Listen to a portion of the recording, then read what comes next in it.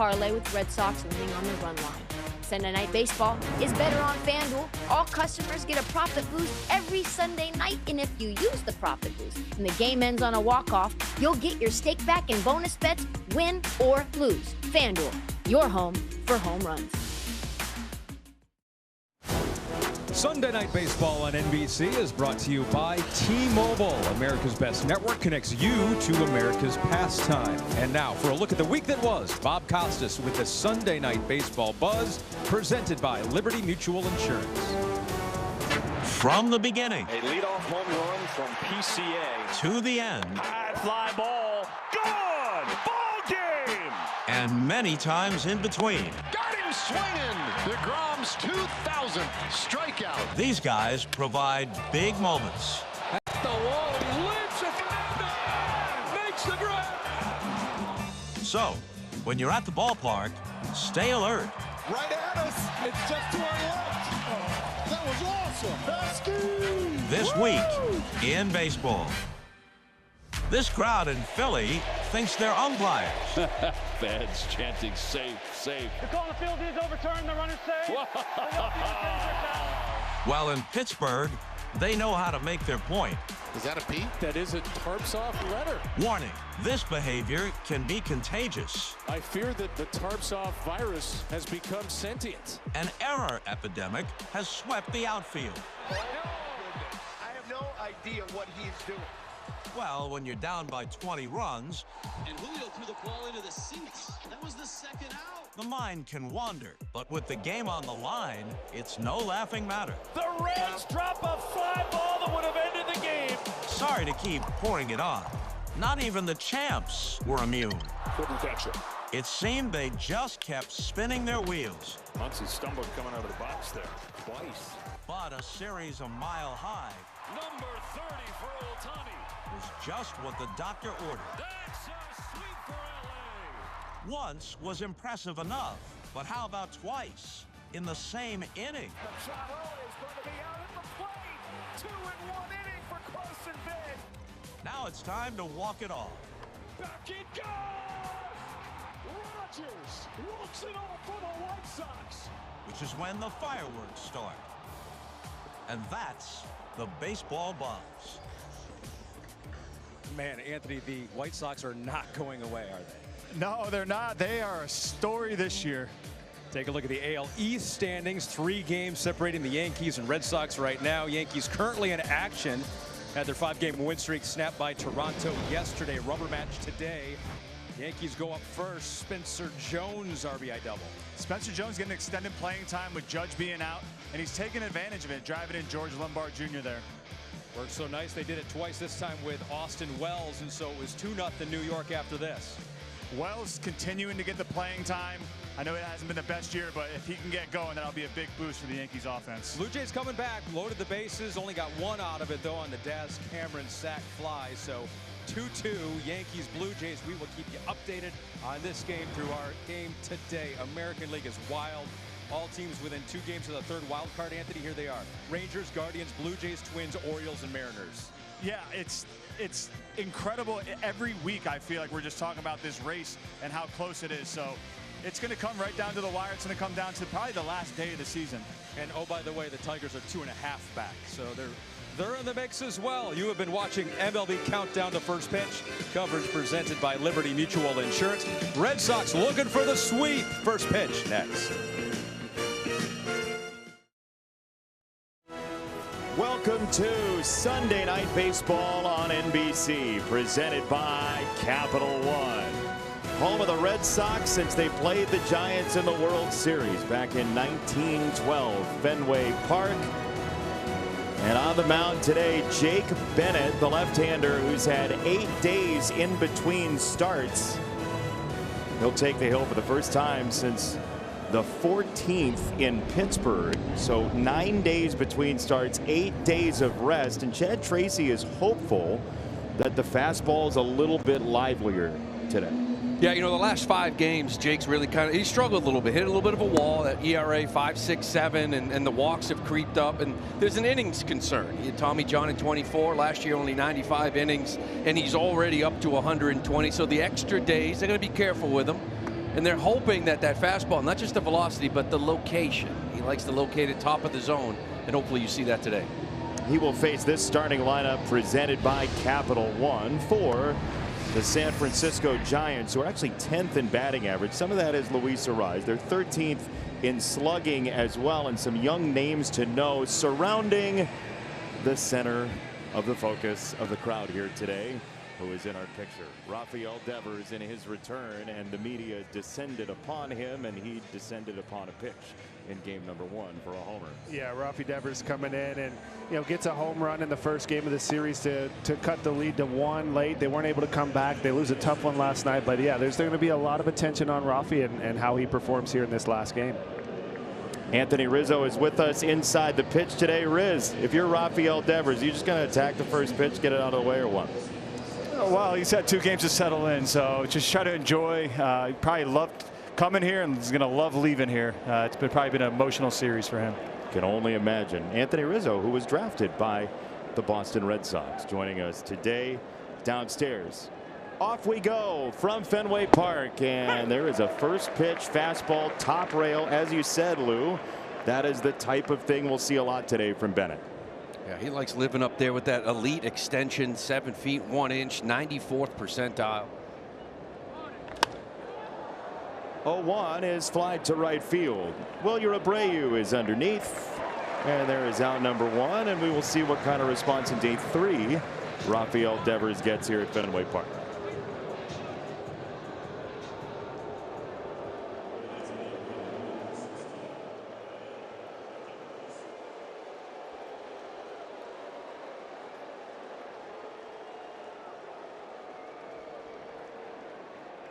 Time heals all wounds.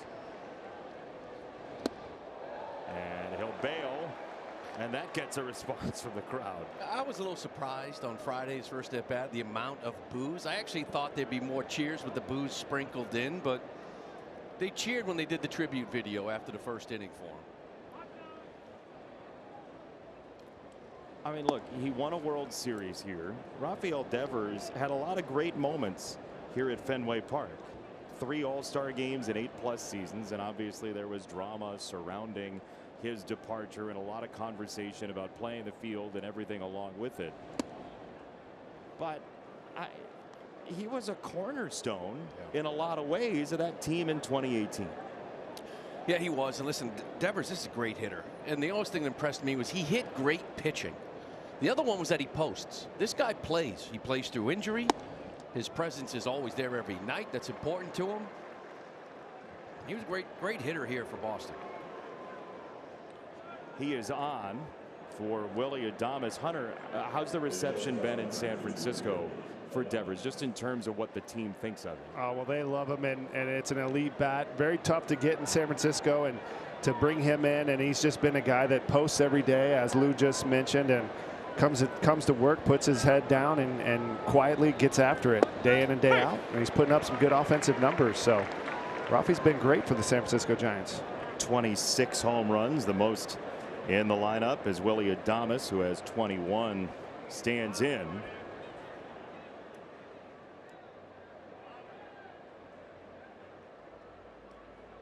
A 1 from Bennett is there for a strike. James Jean of Florida has the plate today. He calls that strike to Adames, who's now on his 7th straight full season with at least 20 home runs. Willy Adames.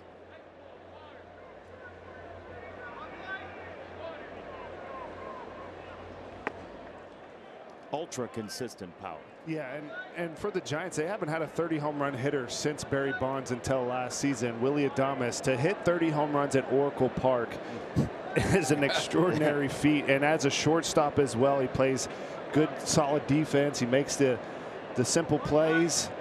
You can trust him, and he wants to be in the lineup. That's a pitch right there Bennett wants. You saw that fastball up and in. That's where he wants to live, because it sets up his best pitch, which is that changeup.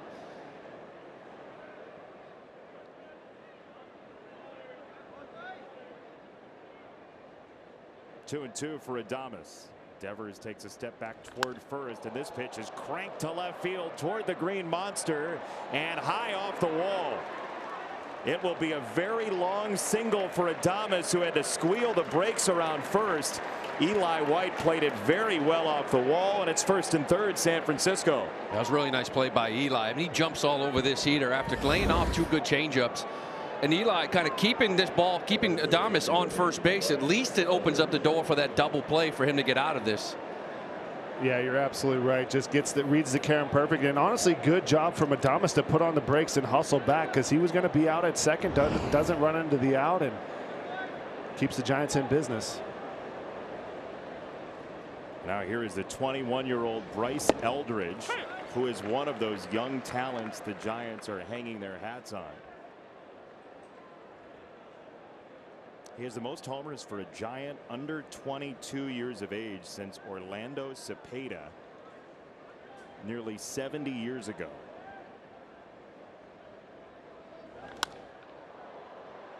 Fouled away left side. Yeah, and Eldridge is definitely kind of the engine. This is the centerpiece, and how he's been able to handle his demeanor, working his at-bats at this young of an age. It's an exceptional talent, and the Giants are very excited about him getting everyday at-bats in the big leagues. Line to right, 2 strikes, single, and the Giants have the lead. Bryce Eldridge drives in Devers. And this is sort of the, he's very young, but he has just a high baseball IQ and an elite approach. 2 strikes, gets a little fooled on this pitch, able to keep his nose on it and wrinkle a little single in there. Yeah, a little too good of a pitch, right? With 2 strikes, you want to get maybe off the plate to get him the chase. And the Giants just did something that no team has done through 14 starts for Jake Bennett, and that's put up a run on him in the first. He had a 0 ERA through 14 starts in this first inning. We'll try to keep it at only 1 against Victor Barricoto, the left fielder for the Giants. And he takes a strike. Bennett's been so good against left-handed batters too. Devers and Eldridge, both lefties, are on so far. They hit 176 on him and hasn't given up an extra base hit. That's insane, Lou.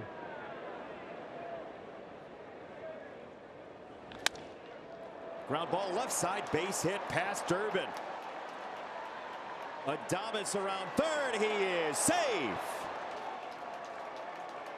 2-0 San Francisco. And you can see Bennett a little bit frustrated right there. Good send here from Gary Pettis. You're not sure how many opportunities you're going to get. Bounce on a guy, attack him early. Adames has good speed and able to just sneak in there. I like the challenge right here. Make him make a play. Well, those 3 consecutive hits, Hunter. Not only is he not giving up a run in the first, but in the first inning, hitters are 3 for 44 against him on the year. They have 3 hits in this first inning, back to back to back. You start to wonder, is the 8 days of rest maybe a little rust? Riz, what are you seeing downstairs? Well, Chad Tracy said it before the game about his velo, and he said early on, let's see where his velo's at, his command's at. His command seems to be there. I know he walked Rafi on straight pitches, but I don't blame him for doing that. But it just seems like he's trying to settle in, and that 7, 8, 9 days off is affecting him. These pitchers are creatures of habit. He hasn't thrown a whole lot of 4-seam fastballs. It's been more sinkers than 4-seamers to this point. But the last 9 starts is what gave Red Sox fans pause after a great start to the year. When you start messing with these young pitchers, they know they're on a pitch limit. They maybe start pitching a little bit differently. You saw it with the 2 strikes there to Eldridge. He hung that slider a little bit instead of maybe burying it. Maybe it's in the back of his mind that he's on a pitch count. You don't know. But when you start messing with these guys, they're creatures of habit, these pitchers.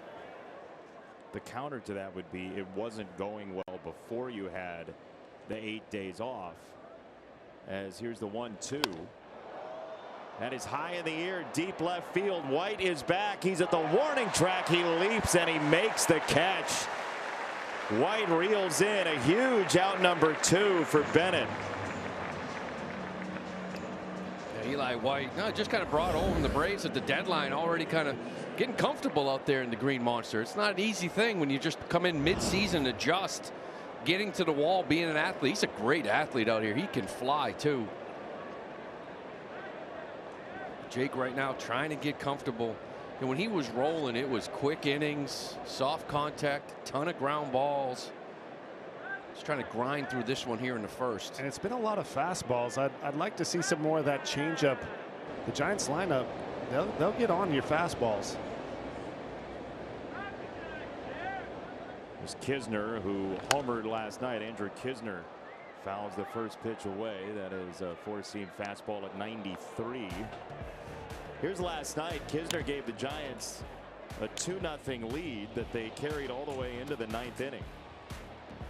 His 20th career major league home run.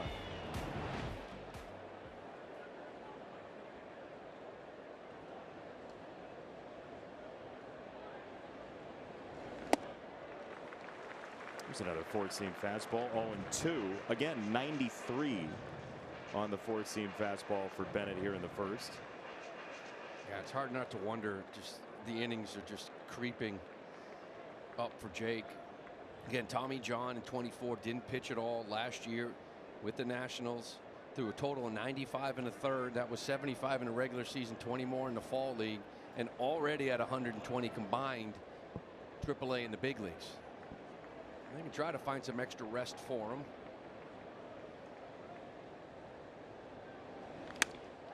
Oh, 2 into center field, and a dive there by Rafaela saves the day. A life raft from Ceddanne Rafaela. You get used to seeing it around here. This kid is unbelievable out there. Jam that wrist a little bit. But he's okay. Beautiful catch.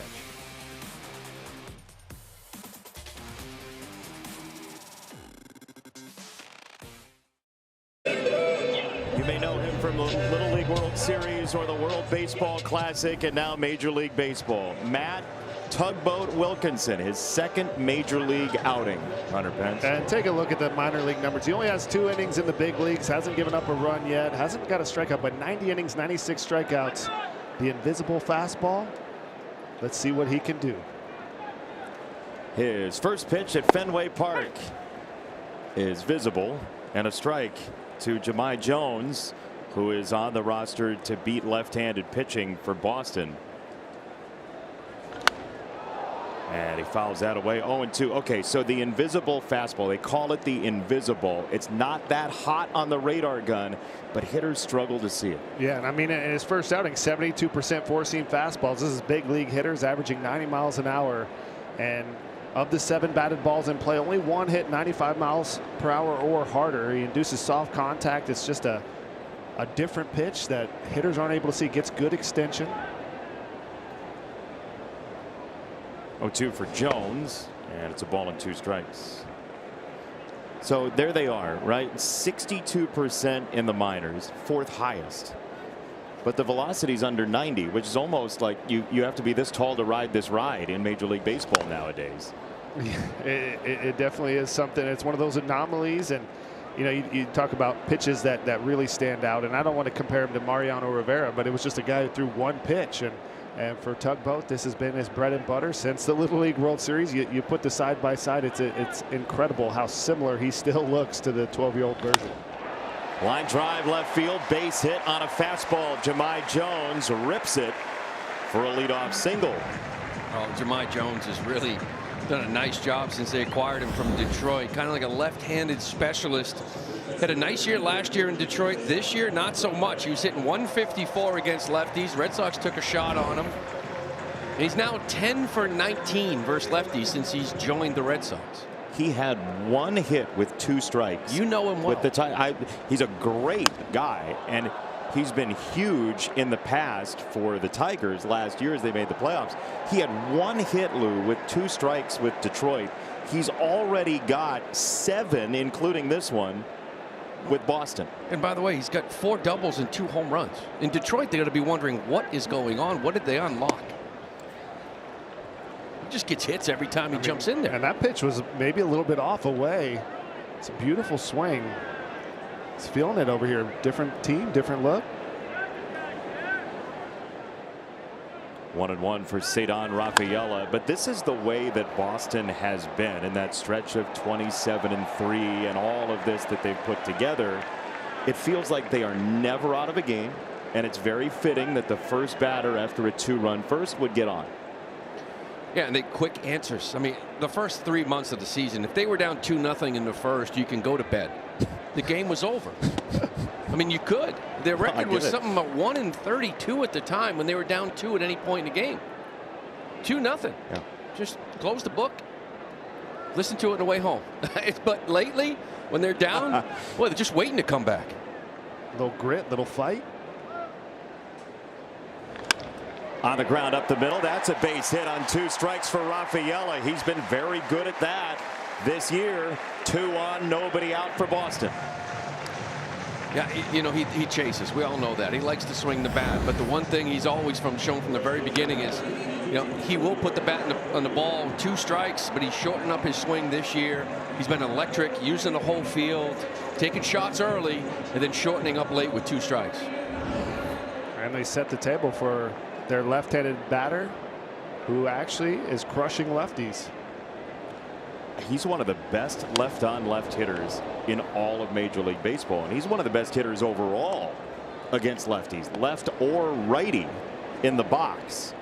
Abreu, who you may not recognize him, he has a jersey on now. At the end of the game last night, he didn't. Tarps off, baby. Yeah, after the celebration. 0-1. Swing and a miss. I asked him here before the game. I said, listen, if they overturn that call and you have to go to first, did you have any buttons left? He said no. They were going to have to run in. They had an extra one.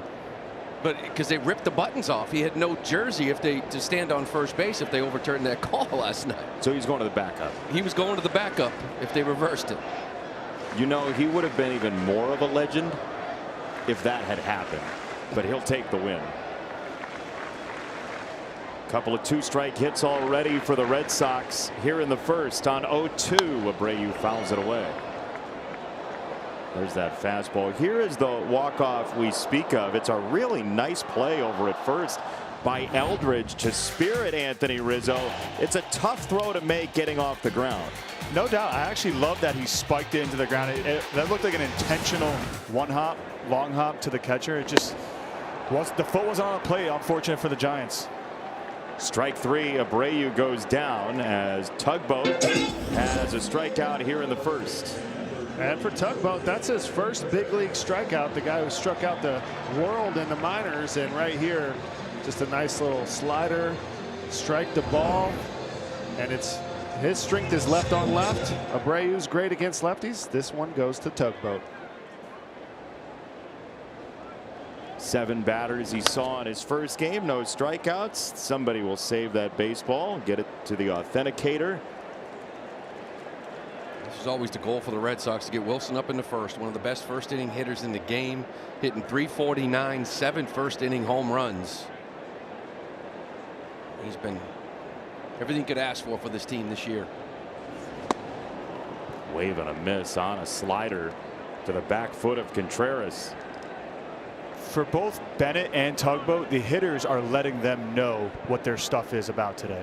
And you can see for Tugboat, the guys are clearly late on his fastball. That invisiball is coming into play. And then for Bennett, guys were laying off the changeup, and that's his bread and butter. Towering pop-up beyond shortstop. And playable for Adames. 2 down. You were saying, Riz? I'm saying with all the metrics in the game today, right? Tugboat may not grade out as the most electric fastball, or his metrics may not be the best, but he gets outs. The hitters are letting him know he can continue to throw the 90-mile-an-hour fastball and get away with it. And then on Bennett's side, his velo isn't there. His changeup's his bread and butter. And Adames there in the first inning, taking those 2 changeups.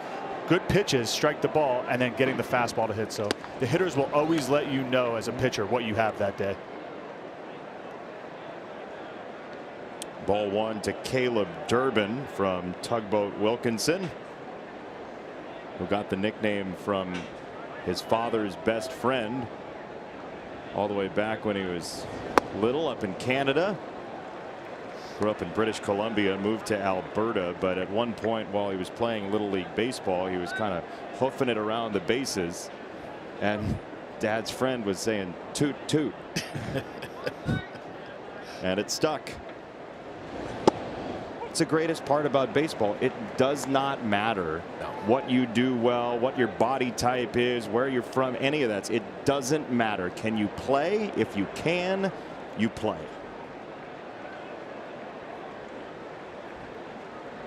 2-1 for Durbin. That's off away. 3 balls, 1 strike to Caleb Durbin, who has really found it in the second half of this season.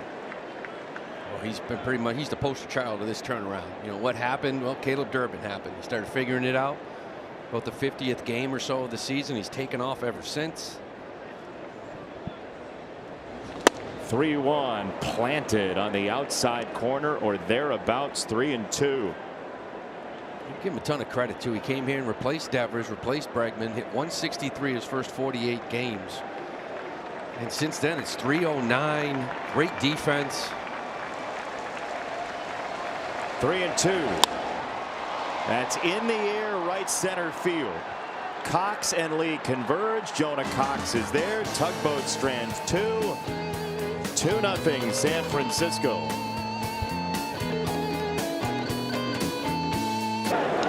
Play FanDuel's Daily Dinger for free to earn profit boosts the next day. 2-0 Giants here at Fenway Park under Tony Vitello in his first season as the skipper of San Francisco. He's got the speedster Jonah Cox at the plate. And talking to Tony before the game, I mean, it is a youth movement here with San Francisco as this ball is blasted high and deep for left field, and Jonah Cox gets it up and out of here, and he didn't know it. He's on his way home now. He stopped at second base. It is a home run, number 2 for him, and the Giants lead 3-0. He had pulled down pit row under Green. Well, that's got to feel good for Jonah. His first home run came off a position player pitching in a blowout game. This time, first pitch he sees here at Fenway. Gets the hands. He's had a little trouble with the fastballs, had some injuries this year. Roller to third, Durbin to first. Now Carson Kelly can breathe a little easier. He's not the only home run that Jonah Cox has. That's right. Carson Kelly can breathe a little easier. He got one off a big league pitcher. And interesting, I don't know if he thought he had a ground rule double or he just stops at second. Like, it's a high hop over that green monster. I was 100 miles an hour. What the heck? One down for Basabe, who slices this ball to center. Rafaela is back, and he makes the catch. All right, Ahmed Fareed postgame needs to go on the field and see if he can get a baseball on one hop over the green monster.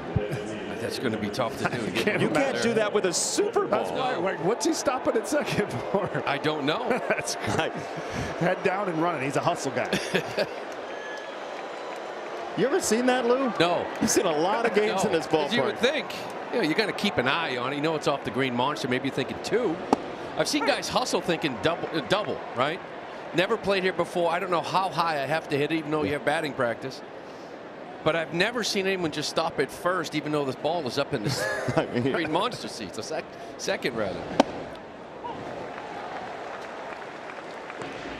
Strike 2. And we were Devers talking location. A lot more fastballs down, like middle. Whereas before, when Bennett was throwing great, every single pitch he threw was on top of this zone. Devers flips it foul and out of play. Yeah, Rafael Devers started the whole brigade in the first inning. It was a walk on 4 pitches, then 3 straight hits.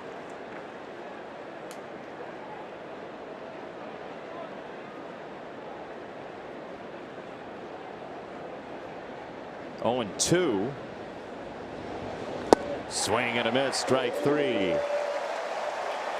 8-pitch inning, but one of them went over the monster. Jonah Cox, you got all of it. Don't worry. It's a green light. There you go.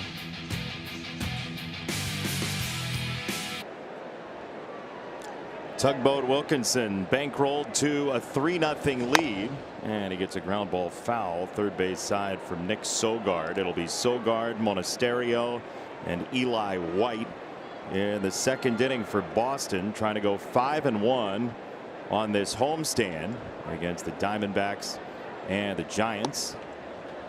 Lou, the Red Sox are a National League team suddenly. They're playing 12 straight against the NL. Yeah, kind of wrapping that thing up, but Arizona taking 2 out of 3 was big, and you get greedy here, trying to get the sweep. Yeah, Nick Sogard's been a big part of this too. I mean, he's just a winning player. The more you watch Sogi, it's sum of all parts kind of guy, and you could see that. Defensively, made a huge play last night in the 8th inning, diving play, and big hit in the 9th. He's taken over that second base job. It's a ball player. It's a relentless offense. This is a good test for Matt Wilkinson. Lou, how much credit does Chad Tracy deserve in this turnaround for the Red Sox? Oh, a ton. You know, he's so steady. You know, and we talk about these role players like a Sogard or Anthony Siegler or Mickey Gasper that have come up from AAA, others that he's had, and when they call them up, they played for Trace, so they come up and they're relaxed and they've just been performing from day one. It's got to be such a big help, right? Yeah. You know how it is. You come up, big league managers kind of put them on a pedestal. They're comfortable with this guy. Sogard didn't challenge, and so he deposits a ball out of here over the Green Monster. He could have had a walk. He'll take a trot instead. It's 3-1.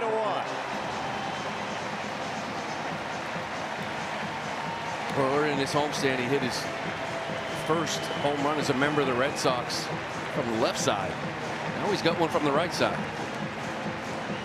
And this one, an absolute blast. 105 off the bat. This is the 91-mile-an-hour invisible fastball.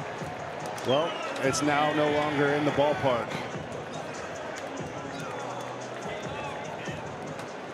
It's got to feel good. The homer or the Wally head? Both. I don't, this time of year, the Wally head, though, when you think about it, it's a hot summer, humid. It's a little humid for the Wally gross in there. Yeah, I'm thinking it's not a comfortable. How do you wash that thing? See, this is why we have the expertise from both teams for Sunday Night Baseball, is so you can tell us, Lou, how they wash the Wally head. I wish I knew that. Is there a lining in there that they could kind of change out? Breeze it a little bit? You can't keep spraying it. And they're hitting enough homers here at Fenway. There's 6.5 runs per game at home since the All-Star break. They've been wearing it a lot. And for a team that was dead last in home runs all year long, that's the 48th since the All-Star break. That's #1 in the American League. Your first time on the show, Lou, we talked a lot about the Red Sox not using the Green Monster to their advantage in the first half of this season. That has clearly changed. They were 12-25 before this latest stretch at home, averaging about 2.5 runs a game. A lot of history, not good history. Left center field, Cox on the run. He gets to the spot, 1 away. They couldn't score here at Fenway Park. Like, people hadn't seen it before. Even bad Red Sox teams could score here. And they just couldn't put any offense together whatsoever. That's been the biggest turnaround. The offense has woken up, whether it's the long ball, they're bunting more, moving runners. They're playing baseball, and they're being rewarded for it. And speaking of Chad Tracy and the credit he gets, he kind of addressed it. He's like, we're swinging at too many pitches, and we got to know what we're looking for. Fly ball down the right field line. You always have to wait here at Fenway to Pesky's pole. It is foul. And I thought it was a great point. He's like, what are we swinging at? Let's have relentlessly good at bats. Even if it's a strike, if you're not looking for it, you can take it, get your pitch and attack, and we're going to put the ball in play and see what can happen. And obviously it's turned into power because they got a little confidence getting the ball in play. I think you got to give him some credit for getting the mindset and the players for buying in. I love how even keeled he's been too. When we were here last time, when the Yankees were in town and they swept the Yankees and they got onto that 15-game roll, he was very even-keeled and same guy today. And for me as a former player, seeing that out of him, I mean, I know it's been a hot topic, but I think it's time for them to drop that interim label and name him the next manager of the Boston Red Sox permanently. He's done enough in my book. He's without their Cy Young candidate Crochet, and they're without their star player Roman Anthony. And look at this turnaround. Yeah, that's a big discussion around town, but I would say the strength of Chad Tracy is that he focuses day to day, and we even talked to him about it before the game, but he's worried about the San Fran Giants today, and how do I win this game today, right? What's my bullpen like? Late pinch hits, the other stuff, like he said, that'll happen if it does. I love the credit too that he gave to his coaches. Robert Flores behind him, and Andrew Bailey, his pitching coach, just saying how in sync they are throughout the game. They all think alike. They're all one unit in synergy. Yeah. Jose Flores, coach, and then Bailey, the pitching coach. And you even saw the picture there. Our director, Ben Johnson, had a great shot of Chad Tracy. There's a ground ball to third. It's Koss down to a knee to whip it on to first after he stonewalled it to make the play to retire the side. Koss stays with it. We'll see if the Red Sox want to challenge. They won't. Insurance is closed. We'll go to the third. 3-1.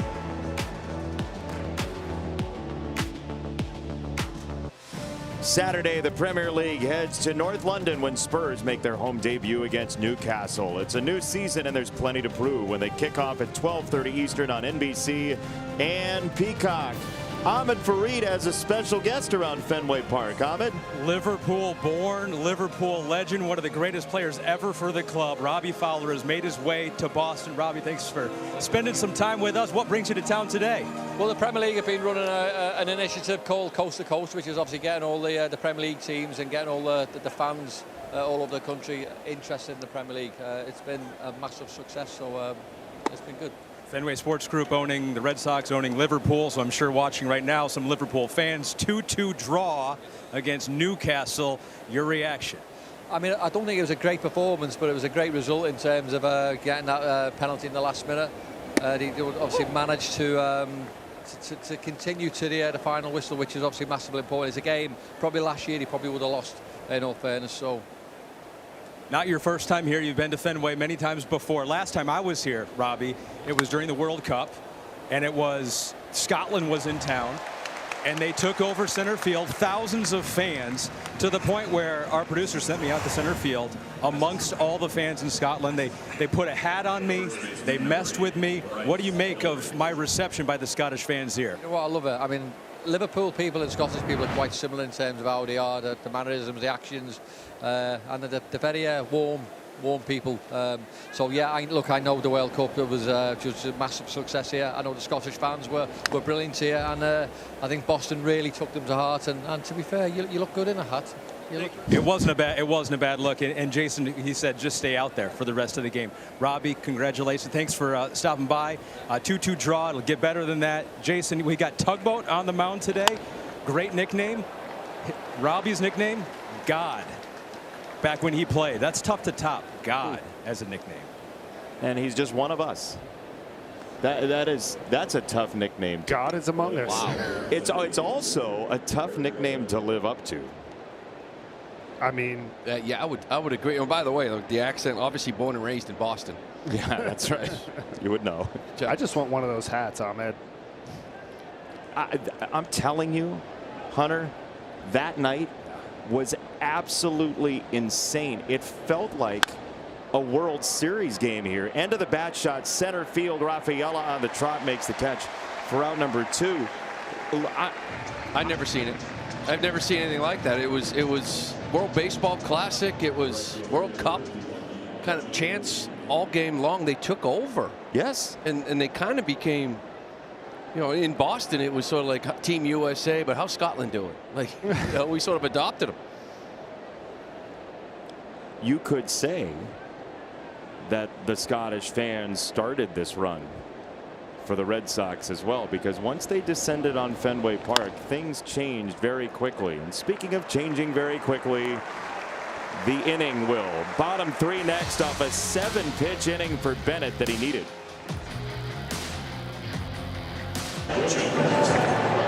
T-Mobile, America's best network, connects you to America's pastime. 3-1 your score. The Giants with the lead on a 2-run first, then a home run from Jonah Cox in the second, and now Tugboat Wilkinson facing Jahmai Jones for the second time, and Jones snaps at a first pitch. Cox going back, he's into the triangle, and he watches that ball bang off the wall. Jones in a hurry for third. The throw is offline. It's a triple for Jahmai Jones.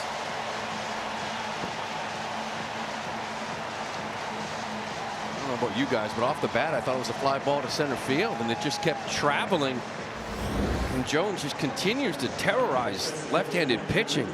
Yeah, and, you know, this was 104 off the bat. It didn't necessarily look like that, but he definitely got some backspin on it, hustling all the way, and adding a huge spark here. This is a relentless, once again, Red Sox offense.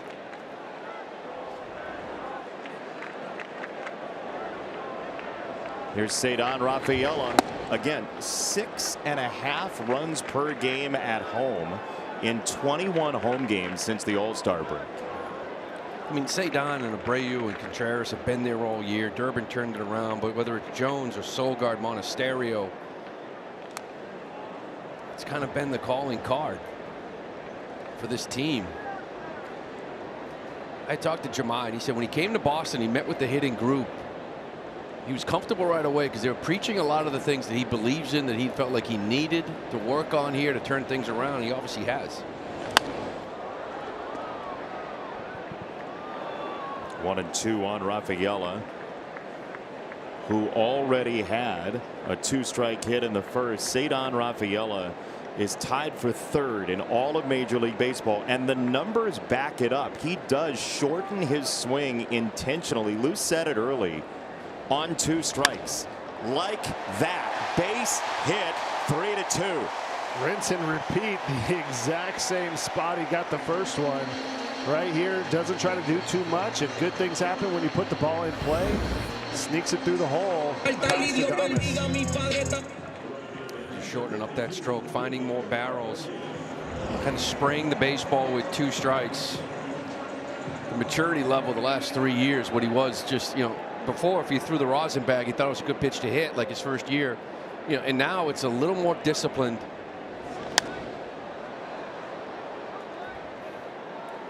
I mean, you can tell even talking to him. We sat down with him back in June here at Fenway Park, and he's talked about visualizing plays in center field, so obviously comfortable there, but this was with intent to be a better hitter late in counts this year.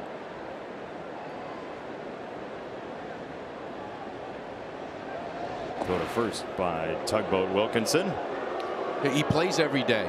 In the last couple of years, you start wondering if that was hurting him because he's not a big kid. But in August and September, he would slow down a lot in the second halves. But this year, he took off in the second half so far.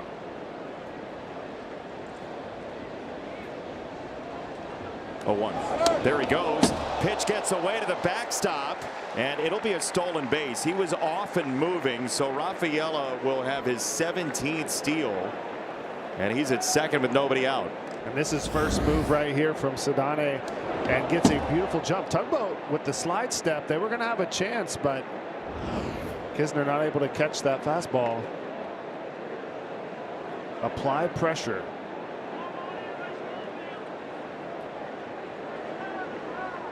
Suddenly you have the tying run at second base after the Giants had the lead 2-0, 5 batters in.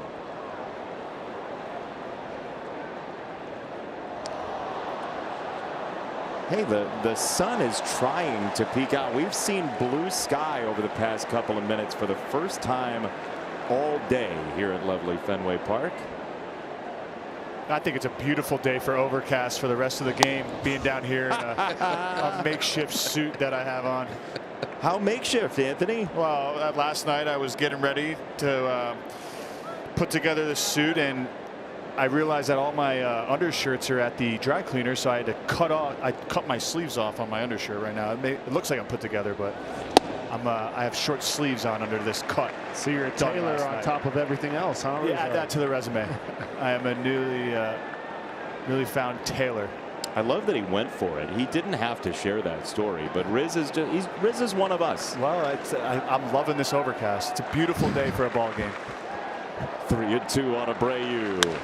And he hits it in the air, high in the air for left field. Barricotto is back. He is on the warning track to make the catch. One away.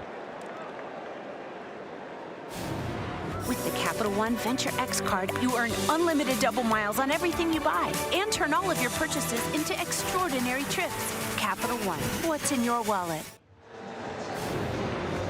Anthony Rizzo downstairs.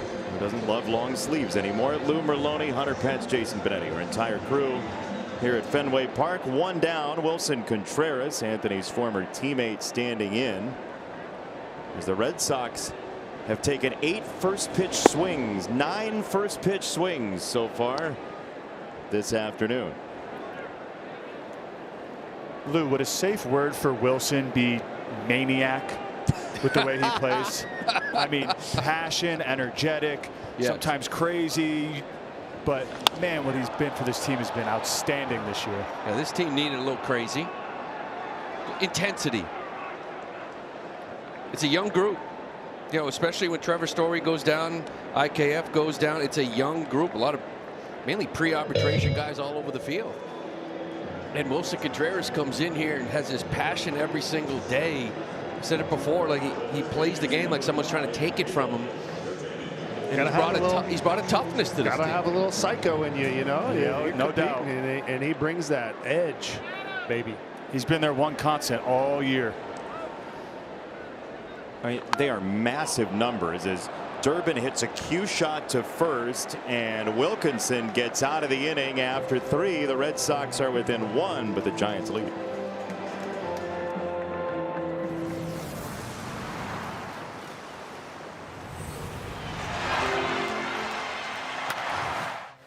The beach.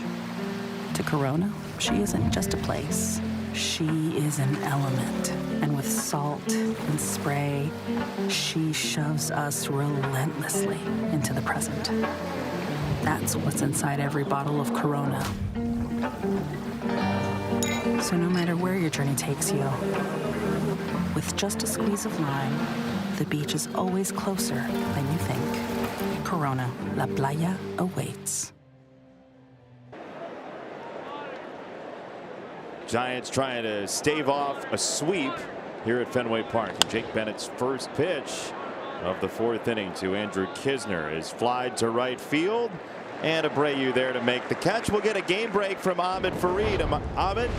Yeah, update from the Bronx here, Jason. It was 5-2 after Ben Rice drove in 2 runs for the Yankees in the 6th. And then Jazz Chisholm moments ago in the 7th 2-run home run that made it 7-2. Currently 7-3 Yankees, who are 3 up on the Red Sox for that top wild card spot. With a huge series coming up, 4 games in New York next weekend, as Bennett now has a 5th out on 1 pitch, and the Giants are done with that. Jonah Cox has a base hit. So Lou, you said it off the top of the show. I want to dive into it a little bit. Why do you feel like a home playoff series is so important to this team? Well, with the new format, you know, you go on the road. Last year, the Red Sox make the postseason, first time in 4 years, but it's the first time under this format. So you're in the postseason, but every game is at Yankee Stadium. I don't know about you, but it does feel strange when you're in the postseason and you don't get a home playoff game. Yeah, it's the reward of the city. Everyone wants to come celebrate. 162, you earned the right to get into the playoffs. That is tough.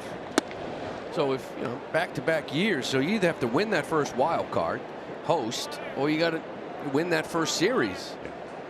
Because, you know, 2021 was the last time you had a playoff game here. You know, and this place is waking up here a little bit. It's more alive, especially in the last couple of months. We like to dredge up bad memories as much as possible on this telecast. So, Riz, tell us what 2021 was like in this ballpark in the playoffs. The ballpark was electric. I mean, the game was great, except we lost. But, man, this place it's just the best venue to play, especially at nighttime. Fenway Park is the best venue to play for me on the road. Really? Yeah, again, instead of I wish we would have won that game in 21 and went deeper into the playoffs. But yeah, I always loved coming here and playing at Fenway. Pop up. It's the shortstop Monasterio making the catch. Bennett, by the way, did what every position player wants a pitcher to do. He just bailed. He just walked out of the shot. Yeah, but it is strange. If you guys have played in the postseason, and if you never played at home in front of your fans, wouldn't you sort of go home and feel like, did we really make it? Absolutely. It was a big force for us in 2014, the one game in Pittsburgh. We wanted to have a playoff game at home, and it's special to play in front of your crowd and your city. It's just such a true home field advantage here too. Tony Vitello said it before the game. You know, they're kind of cruising yesterday, and then they get into the 9th, and one guy gets on, and all kind of erupts. You know, so that's a true feeling here where you're a visiting player. One guy gets on, and it feels like it's playoff atmosphere right away. It broke loose, would you say? Something broke loose. Yeah. All hell broke loose. He went for it. I did. What are we tiptoeing? You know, I didn't know if you could say that on national television. Oh, I didn't know that. You rip your sleeves off. You can say whatever you want. Yeah. I'm still getting used to this. 0-2 on Basabe. Oslavis Basabe with Cox over at first and his great speed. And there's a throw. So in the minors, Jonah Cox was 170 for 201 in 4 years in stolen bases in the minors. He can float, and he's got good instincts. It's like a remote controller, instantly top speed.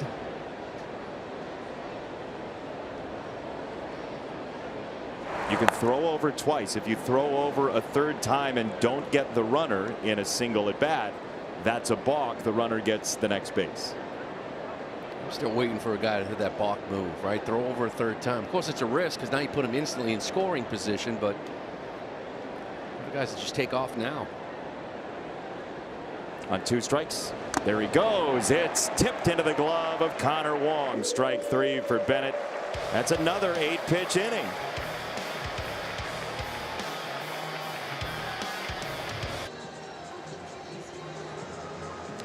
With our producer Ryan Burke, our director Ben Johnston, our entire crew, Anthony Rizzo, Lou Merloni, Hunter Pence, Jason Benetti, here on Sunday Night Baseball, presented by Capital One. Tugboat Wilkinson's first pitch, a strike to Nick Sogard, who homered over the monster and over everything in inning number 2 to get the Red Sox into the run column today.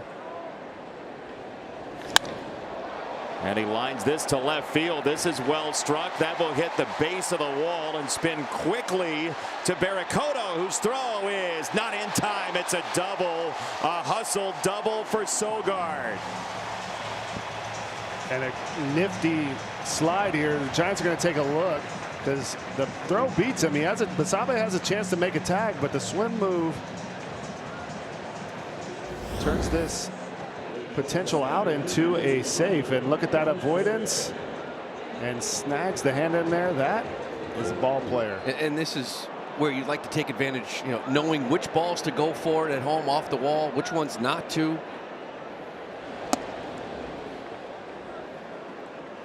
You know, we were talking about how they lead the AL in home runs, now 48 since the All-Star break, but this turned it around too. Guys accepting roles, moving runners, putting bunts down. It sometimes leads to big innings for this team, not just one run. Foul from Monasterio. Nick Sogard, Steve Sax's nephew, the 3-time All-Star for the Dodgers. His jersey very representative of that play that he just made, a leadoff double. Wilkinson misses. We get a challenge. Our first one today, T-Mobile ABS challenge from Kisner. The catcher challenges. James Jeans, strike zone being challenged. It is a solid strike. Pitches a strike. San Fran has 2 challenges remaining. When that ball gets a lot of the zone, that's a good challenge. Clear. That was pretty good challenge.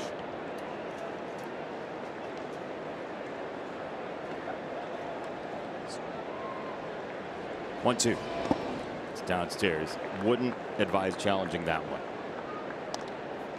That's a good block right there from Kisner as well. This next 90 feet's a big deal. Monasterio right now, his job is to get him over any way he can. Has 2 strikes. But if you just throw him over, nice block from Kisner.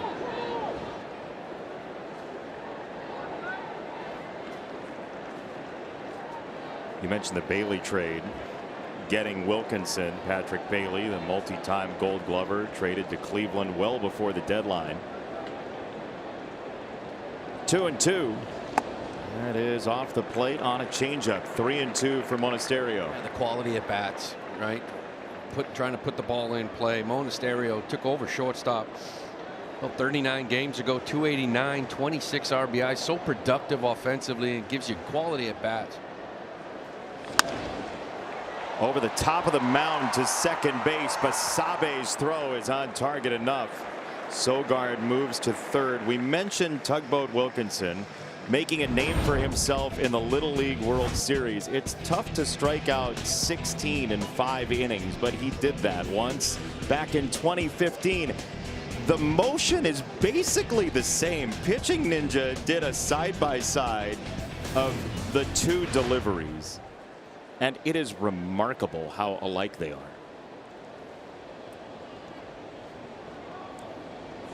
Swing and a miss with the infield in. Eli White trying to drive the ball here against Wilkinson. And here they are. This is just so cool. It is like cut to 10 years later, the exact same in the big man's body. So that is cool. That's popped up. First base side, and it will be caught in fair territory by Eldridge for out number 2. Wilkinson trying to get out of it, Ahmed. Yeah, I talked to him yesterday, and he's locked in on the Little League World Series once again. Team Canada is back in it. Said he watched parts of the game yesterday. He's been a little busy over the last week, though, with his Major League debut and all. I talked to him about that performance at the Little League World Series. 16 Ks, 5 innings. He featured the Invisiball. You guys have talked about it. Didn't know what it was back then. In pro ball, though, you got the technology, you got the TrackMan. Found out a combination of low release, good extension, the ability to stay behind the baseball, gave him unique rise, or as he called it, upshoot. And so what we have learned here, Jason, is that it was tough to handle for little leaguers, tough to handle for big leaguers as well. I mean, the amount of times you hear somebody landing on a pitch. Here's a fly ball left hand side, pretty well struck. Barracoto is back. He's at the track. He's at the wall, and that is caught. Soundly hit the wall. He clanged into the wall, and he pulled it in. He says it must be his body that went into the wall. He's trying to sell it, but they're going to challenge. The Red Sox are going to challenge this. There was a loud thud. The call was out. The question is, was it his body, his glove, or the ball that hit the green monster? Yeah, you heard that loud noise. Is challenging the catch. See it here. That hit the wall. Looked like it, yeah. It sounded like it for sure, and then there it looked like it. Oh, you see the mark on the end. It looks like there. You could definitely hear it from the booth that ball hit the wall, but good sell job right there. Great sell job. I mean, that's all you got to do, right? Just put that. Try to sell the sizzle. Back in the day, you try to sell it. Now with the challenge system, it's a little bit different. If this does go as a hit, and it looks like it's going to, the umpires have the discretion with where to place Connor Wong here. So they'll have to decide where. The crowd's reacting. And you heard the thud. Yeah, you can see the mark on that wall right there. Yep. The baseball leaves a mark on the end. You can see exactly where it hit. And the Red Sox are going to tie this ball game and still be in business. That's the beauty of the green monster. It's an F7 right turn anywhere else. That is an F7, but here today, that is a double. Anthony Rizzo, detective agency downstairs, looking at the mark on the wall that we have caught as well with our cameras. Yeah, I got the beauty down here of having 2 monitors, one live and one a little replay, a couple seconds behind. So It looked like a clean catch though at first, but honestly, if it doesn't leave that mark, the camera is tough to see that it hits the wall, but the mark is pretty obvious. Wilkinson's going out to the mound again, and it looks like he's getting ready to throw a pitch based on the advice of the umpires. This is a Red Sox challenge. Now, you have to have enough evidence to overturn, which it looks like we do, but this is what's taking a while maybe is where to place Connor Wong. Maybe. The base runner. Maybe. And there are a lot of times, too, we sit here and say, okay. After review, the rule no catch. The batter runner will be placed at second. The runner at third will score. So that's the answer. It is a double for Connor Wong. Tony Vitello is out of the dugout, and JT Brubaker's been loosening for the Giants. So that looks like it's going to be all for Matt Wilkinson, who seemed like he was going to get through the fourth for a moment, but it'll be 3 2/3 as the Red Sox have come back to tie the game. The Giants are first into the bullpen in a 3-all deadlock.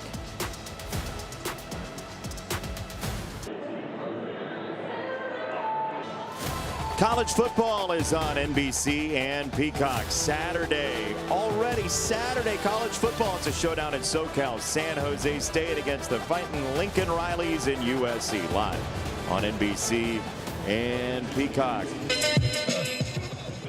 JT Brubaker out of the bullpen for the Giants to try to quiet this rally for Boston, who will pinch hit as well. Mickey Gasper, who's been up and back from AAA this year, will pinch hit to face Brubaker. Yeah, and for Brubaker, 58 2/3 innings, 39 strikeouts. Opponents hitting just .219 off of him. First pitch down the line, fair ball. Boston will take the lead. A pinch hit, RBI double. A cast of thousands for the Red Sox have propelled this run, and here we go again. Well, Chad Tracy. Jahmai Jones 2 for 2 in this game, but with the righty in there, he goes to Mickey Gasper. And Mickey's a switch hitter, but from the left side, it's a big league at bat, and he has produced since he's recalled, since he's come back up here, and a big double here to give him the lead.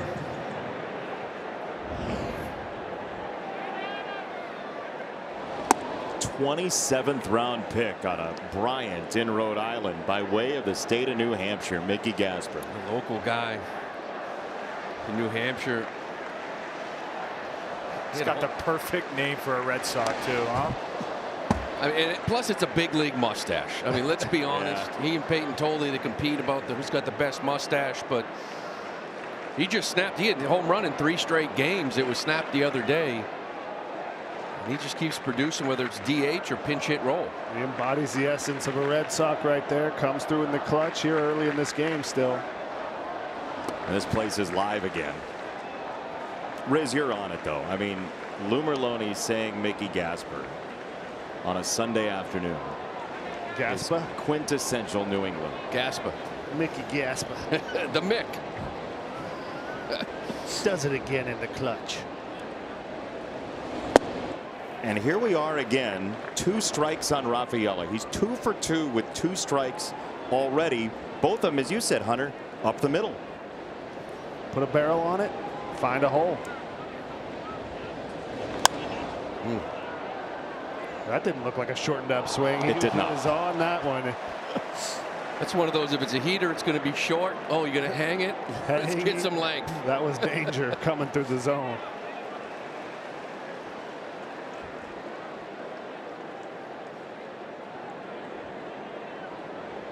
Two and 2 will have to wait. Gasper gets back. Red Sox were 32 and 46 on June the 24th. I mean, it's basically exactly 2 months, and everything has changed. Into center field. That's a third 2-strike hit for Rafaela. He is unstoppable late in counts. It's 5-3. Wow, 3 for 3. This is just 2-strike battling as we mentioned, and he answers the call again. Just throw the bat out there. You got to use the whole bat to hit 300, and he's climbing his way there here today. I mean, contact is king, right? For a while, just too much. It was sort of like, don't worry about striking out, but you put the ball in play. You don't always have to hit it hard, right off the end of the bat. Look up, find a hole. It's such a weird one, the metrics on 2 strikes, because he actually chases more with 2 strikes as well. So you'd think he'd strike out more, but with the shortened swing, he can get to more. He makes a ton of contact outside the zone. It's like a 51% chase. I mean, it's like a huge number. And that pitch right there might not have been a strike, but that's just good hand-eye coordination, trust in himself, not trying to do too much. But it's also up the middle mindset. It allows you to even hit that. If you're thinking pull, you're not reaching that. You're not getting a piece of that to put it in play. And for a while with him, when he first came up, it was pull side power in the air like everybody else. But that's not him. It might be for someone else, but not him. So you stay in the middle of the field, you're able to reach a pitch like that and put it out there.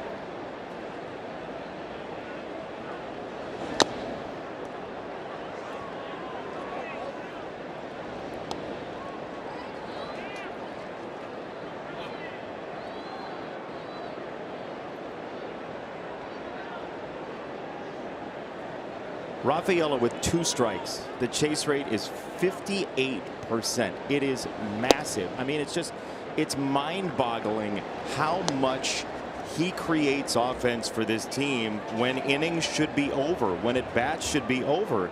And all afternoon, not only him, the Red Sox have been nasty with 2 strikes. I think him making the All-Star game really kind of brought a lot of confidence and helped him out. You watch him all year long and say, this is not a guy that needs to hit 20 home runs at the break to be an all-star. With what he brings to you defensively and the year offensively, it fit. And I was happy he was able to make it. You know, not only the 3 hits, but the diving catch in the first inning when things were looking a little bit tough for Bennett and the Red Sox, and that was, in my eyes, to the naked eye, no chance he gets that ball. The defense he's everywhere. 3-2. Abreu pops it up. Third base side, Koss is out on it. Barracoto is in, and after his encounter with the Green Monster, Barracoto does finally have the 3rd out of the inning. But Gasper and company add on 5-3 Boston in a double barrage.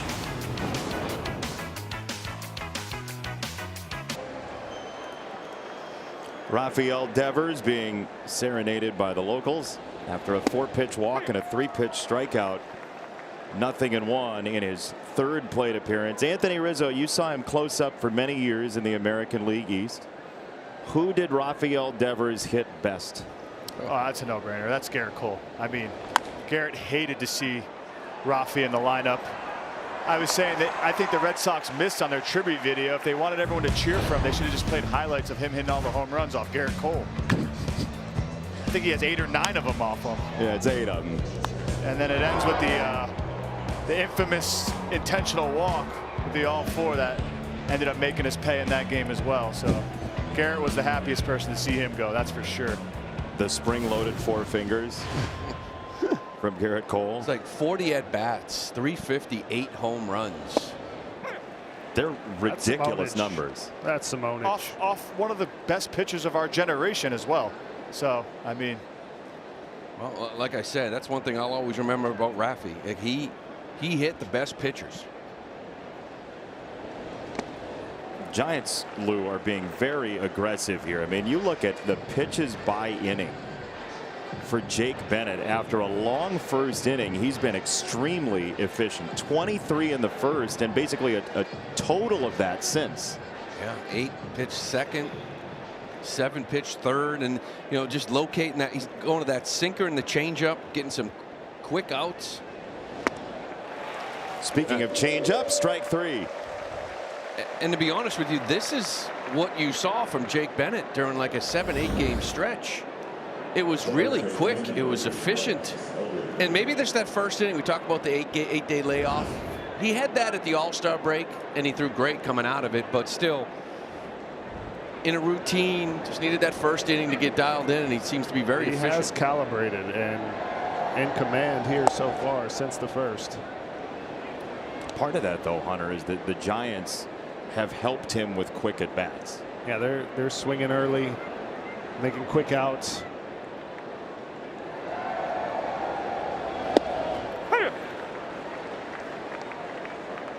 And you rarely see emotion from him. He'll strike out the side in Yankee Stadium and walk off the mound like he's walking to the back of the plane to go to the restroom. Like, it's just. You're saying you're calm when you walk to the bathroom on the plane? Yeah, I don't know where that came from, but I just thought maybe you made a scene when you're going to the lavatory. He's very calm individual. You just don't see much coming off the mound no matter what the situation is. And he'll come off the mound right there. Strike 3. That's a 9-pitch inning.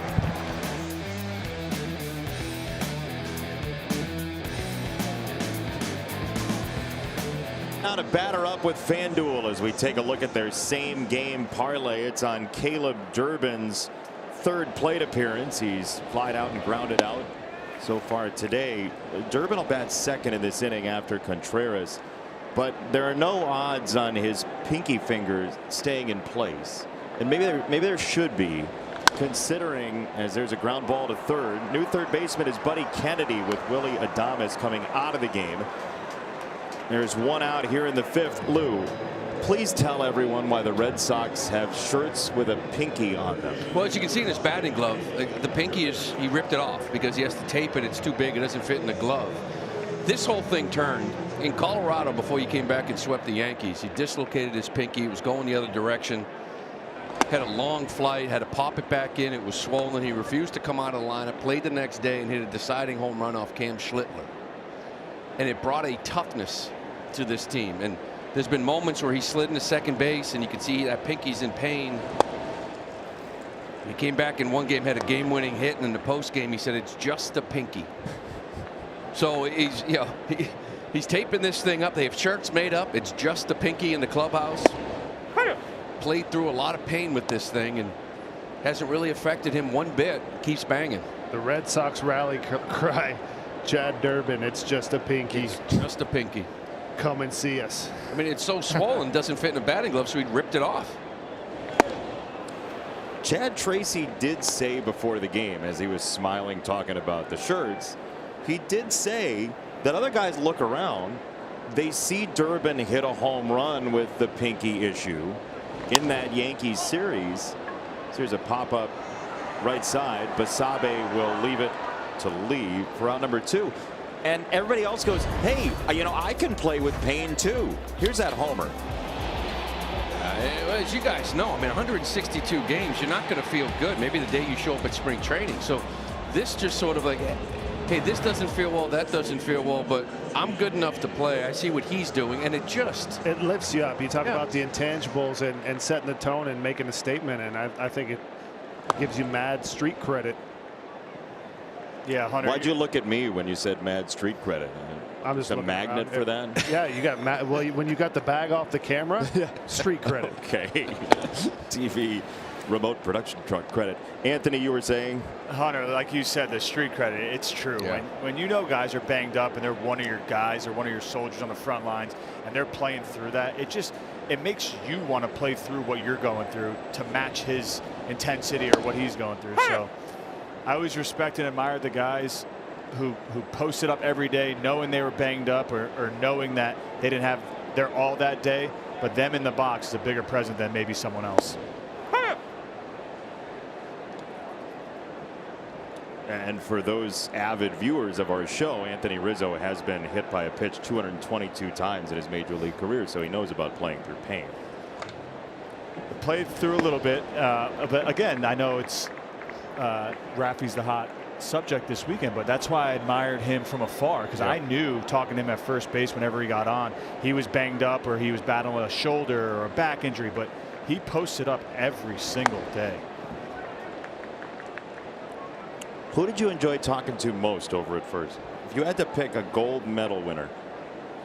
A gold medal winner at first base had to be Freddie Freeman or Joey Votto. Joey Votto. Yeah, we're working with Joey next week, Jason. That's going to be a good one. Some interesting conversations. You never knew what you were going to get out of Joey, which I always loved and admired about him.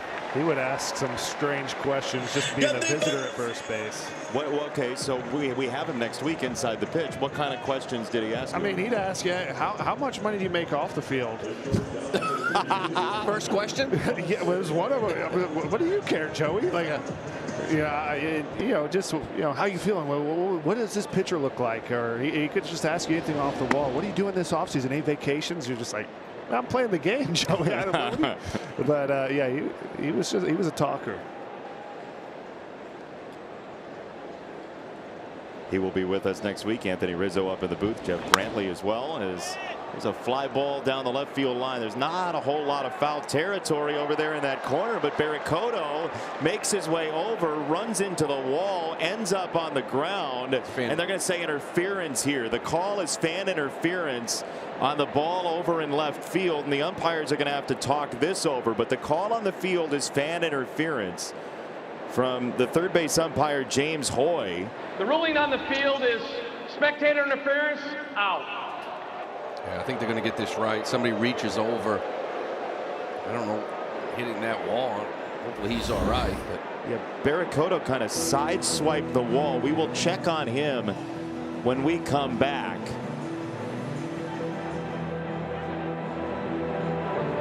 Play Ball is baseball's global youth initiative to highlight the fun and accessible ways to play our great game. To learn more, including how to find a league near you, scan that QR code or go to playball.org and follow it. Play Ball on X, Facebook, and Instagram. Here's the play for Barracoto going into that left field corner. You guys all have played here. There's not a lot of space over there. Yeah, there's no space, and he's focused on catching this ball, and the foot gets caught on the bottom of the wall, probably turned an ankle or a knee right here. It definitely doesn't look great. He's walking gingerly off, but yeah, it looked like stepping away from the wall. That right knee kind of buckles a little bit, and that is a tough corner. I've seen a lot of left fielders overrun that ball. It comes back, and stepping away from the wall, you can see that right knee just sort of buckle a little bit. You get your foot stuck and you're twisting off, and that is just a really scary play for Barracoto. And Giants are going to have no right-handed hitters on the bench, so Drew Gilbert looks like he's going to get warmed up here to take a pinch hit because Barracoto coming up to bat. Yeah, it's the rare occasion where somebody has something like that to happen to him, and then his spot, you have to immediately make a choice on it. So Bennett has been out there very early in the half-inning break just to throw while they were dealing with the injury to Barracoto. The pitches by inning, Jake Bennett could use a couple of warm-up tosses, right? He might have to throw a side after this. I mean, after that first 23-pitch inning, he's sitting there through 5 with 55 pitches. On average, right around 15 pitches, so it should be 75 or so, but he's been really efficient.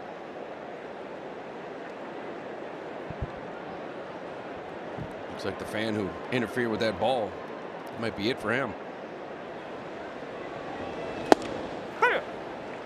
Yeah, that's where the fine print on the back of the ticket comes into play, even on the e-ticket situation. You don't want to interfere with the ball. Let the players do what they do. But it can be a sort of bang-bang play. There's a swing and a miss. That is nasty from Bennett. A left-handed hitter there, you're not going to do anything with that breaking ball. Well, right here, you're starting to see the shadows as well, but that is definitely starts middle end and ends up off the plate away. Huge sweeper from Bennett.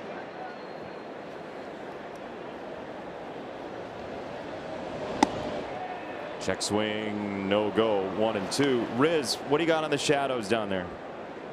It's not fun to play here with shadows. Yeah, they're creeping in. Gilbert's first at bat too off Bennett, so just hang with him here, kid.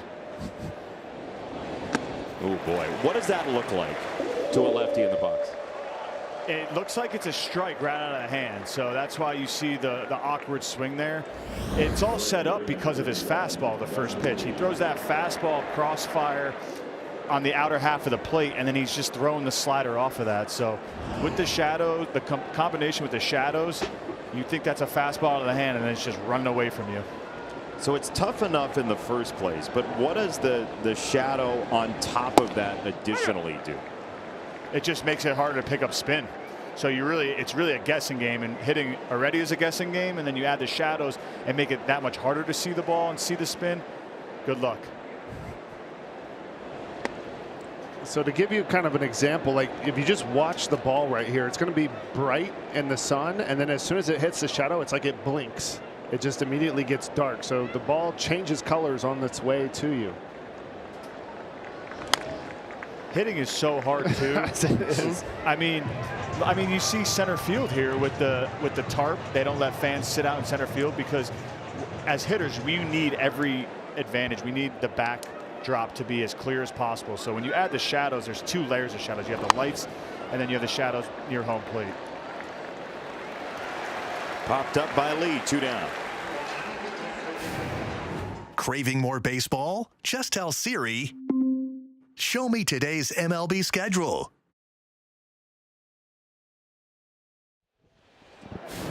Two gone, Giants 6th here at Fenway Park. Anthony Rizzo downstairs, Lou Merloni, Hunter Pence, Jason Benetti, Ahmed Fareed roaming Fenway Park's grounds.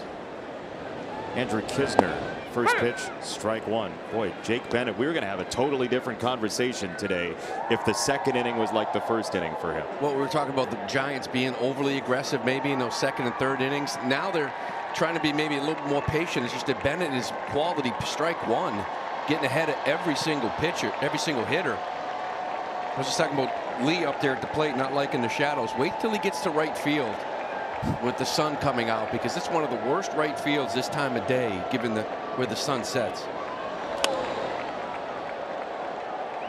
Well, here's your chance. Abreu using his glove as a visor. It's a 10-pitch inning for Bennett. Red Sox going for the sweep over San Francisco here at Fenway Park. Sunday Night Baseball moves dayside here in Boston, and the first pitch leads to a bunt, popped up, and a diving play off the mound, beautifully done by Brubaker, who is down after throwing himself at the baseball. Eli White tried to lay down a bunt, and Brubaker's hurt, and maybe just knocked the wind out of himself, landed on the wrong parts. But you know, pitchers can be athlete-ish. Hunter, I think your hypothesis might be correct. Yeah. You know, he's selling out, and ooh, that'll knock the wind out of you. I think he's just going to need a moment. Almost a full scorpion too. Oh baby. He did get a little knee cushion though. He stuck the knee down there. He hasn't done that since his little league run.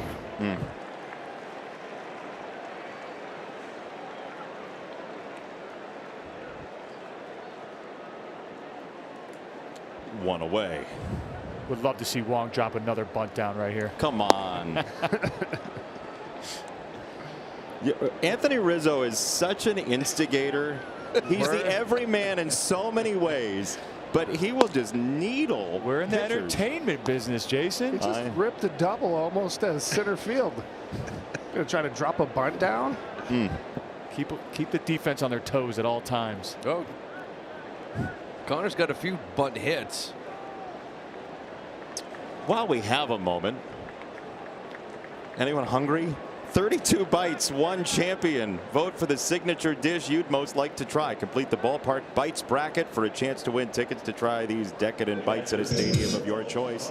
MLB.com/bracket is where you go. Take a big old bite of pizza. That was a double bite of pizza.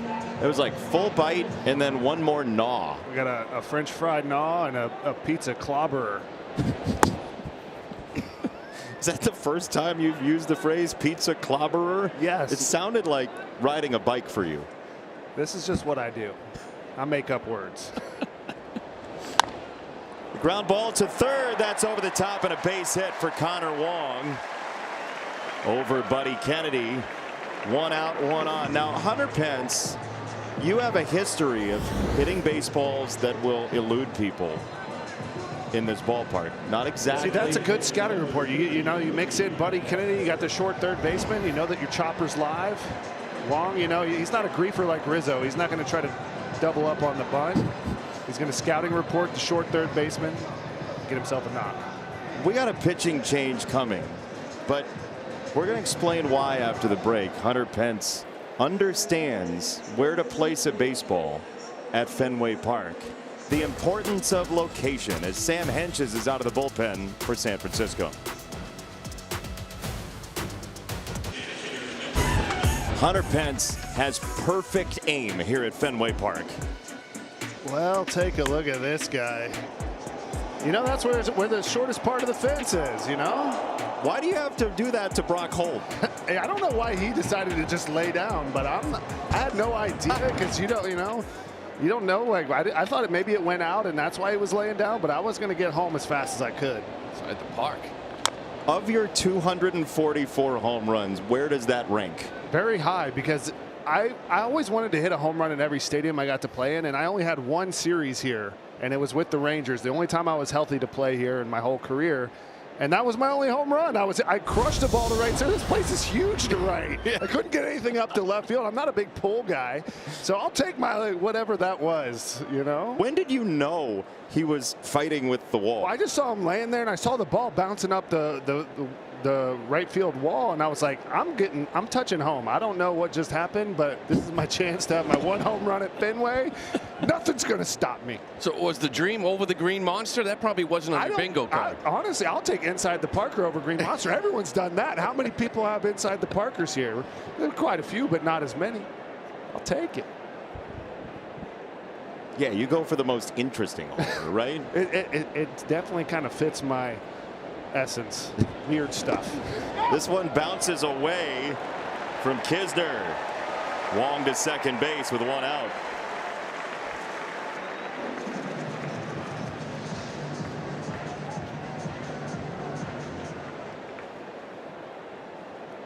So Sam Hentges, who's oft used out of that bullpen, 18 pitches just yesterday for Hentges. Now 3 in 4 days for him. Lou, do you think that Mickey Gasper growing up saw old video of you? Because that video surfacing of you just getting that at bat, the goatee, you played with a goatee. I mean, I'm seeing a stark comparison right here. Well, he's got the power stash, but now he's gone to the goatee look. So I don't know if there's any influence there. He'll fly this to right field. And Lee is underneath. All right, you all be the judge. Lou Merloni, Mickey Gasper. See, he got the power stash. You know, the really embarrassing part was walking full uni through the mall to get that picture taken. Getting your glamour shot. We got the clouds in the background. You Sears Roebuck. Was that at mall picture? Like, what was, that's what we used to do old school back when I played in the 60s. I don't know. That's a beauty. You go get a pretzel at the food court that took your picture. A little mustard on it. But Gasper, he's going goatees, trying to be like you. Yep. That's my guy. That is awesome. Ryan's own. Play ball right down the street. Smithfield, Rhode Island. There is a strike. 1-1 for Rafaela. We get a challenge here. Challenge from Ceddanne Rafaela. Well, Ceddanne has had a fantastic year this year, but this challenge system is not a category in which he's excelled. He's actually 499th out of 499 hitters. He's last? Yeah. Everybody's got the one pie piece in Trivial Pursuit that they can't get the last. But we were talking about this. You don't talk about what a player can't do. You talk about what he can do, and he's 3 for 3 right now in this game. Maybe he just wanted to make it more dramatic when he got to 2 strikes, because he's 3 for 3 with 2 strikes. Right.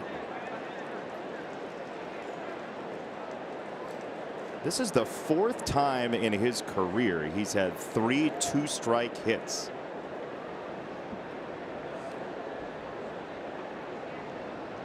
In a single game. This bid to second base is Basabe. You know what? Was it one more time? How big Russell jersey? How big is that wristband? Meet me at the map. Take home a piece of the game. Bid on game used jerseys, baseballs, bases, and more at auctions.mlb.com. MLB.com. There's some great stuff there if you're into memorabilia. Jake Bennett wants to have short memories of every half inning, evidently. He is the 4th major league pitcher this year with 5 straight innings of 10 pitches and under. So 4 guys have done that. 5 straight innings, 10 or fewer pitches. 2 Red Sox, Brian Bayo, did it earlier this year as well. That pitch is hit to right field, and Abreu tracking it back. He makes the catch, and 1 away. Sunday Night Baseball on NBC is brought to you by Liberty Mutual Insurance. Only pay for what you need. You know, in the World Series, what they always say, best of 8. That old phrase. 4-3-1 was the record in the 1912 World Series. There was a game because of curfew that was called due to darkness, so they had to play a game 8. Fenway Park, in its first ever season of use, hosted 5 World Series games in 1912. A tie. A tie. So we asked Chad Tracy before the game. Well, I don't need to include you guys in the silly question. I asked Chad Tracy before the game, when's the last tie you were a part of? And he actually was at the 2002 All-Star game that ended in a tie. His dad was there as an extra coach. And so Chad, who was in high school, was just in the stands hanging out at that tie. I played in a tie. When? What? Japan. Really? Yeah, same thing. Curfew. Fans had to get home. I played in Yokohama. How'd you feel about that? I didn't. I had watched Mr. Baseball, so I knew that it happened. So I was aware of it. A little strange leaving the ballpark in a tie. Yeah, that's a weird one.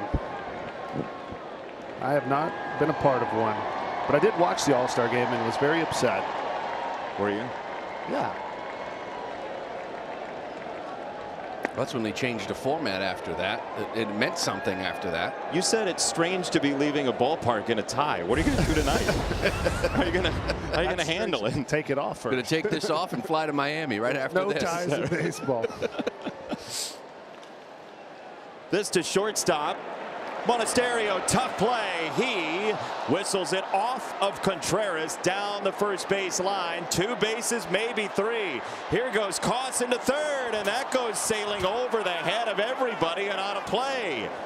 The Little League World Series is going on, and it's a Little League home run for San Francisco. Their starter today played in Williamsport. They get their 4th run, harkening back to Williamsport. And this is a bit of a spark. This is hustle all the way from Christian Koss. He's a guy who plays hard. This was an incredible attempt right here. Monasterio almost makes a complete robbery, but the Contreras missing the pick and the hustle to go to third, and there you have it. That didn't look as pretty as the rest of this game for the Red Sox. Yeah, I guess they'll probably go as a hit and a couple errors here, but Monasterio trying to throw that one hop. Right, just threw it a little bit too close from Contreras. It hit Koss's body. And they get within a run. And I'd like to see Abreu. Was he backing up before the throw? Because that's one where you know it's going to be close. You hope he's a little closer than that. Koss takes advantage of the ball being so far away from everybody. Fellas, I'd like to see the end if they could follow the camera, the ball into the well, because it was chaos down here. Oh, was it? We had monitors flying everywhere. I'm ducking. You good, Riz? Yeah, everything's okay, fine. man? Everything's Yeah, fine. how's We're your up and pinky? running. Pinky's fine. Just on to the next. Did the ball go by you so closely, like close shave, that it ripped off another portion of your sleeve? 2 strikes on Basabe. Here's the throw. Let's see if we can see Anthony Rizzo holding on for dear life. Chaos. One of the monitors was flying. Got tangled in the headset. Everything's fine. Clearly, you're not shook. 0-2 is inside, a ball and 2 strikes. Anthony Rizzo's 223rd hit by pitch of his major league career. Now, this is a 5-4 game as the former Red Sox minor leaguer Christian Koss finds his way home. There's a fly ball to right. Abreu, good read. 2 down. At Ace, no matter how you grill, we've got the perfect one for you. Because only your local Ace has all the best brands in one place, like Weber, Big Green Egg, Traeger, and Blackstone. That sounds pretty perfect. Ace is the place with the helpful hardware, folks. They're not booing Ace Hardware, a cherished sponsor on our show. They're booing Rafael Devers here in the 7th inning, and that is strike one to Devers, who walked and scored in the first. He is the tying run now suddenly in this game, as the Giants just had their first base runner since the 4th. This is a big at bat right here for Rafi. A chance to play a little bit of the villain. You get a little spark from Christian Koss. The momentum kind of shifts after a moment like that. 1-1. Hammered foul left side. He is thinking about tying this game. Yeah, and Bennett thinking about trying to get through 7. If he is, he's going to have to go through Devers. This may be his last hitter. He's really settled in. Got a big at bat here.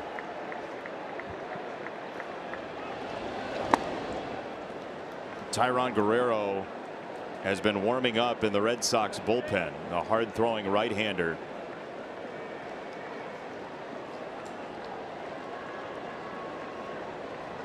Two and two. Bennett to Devers.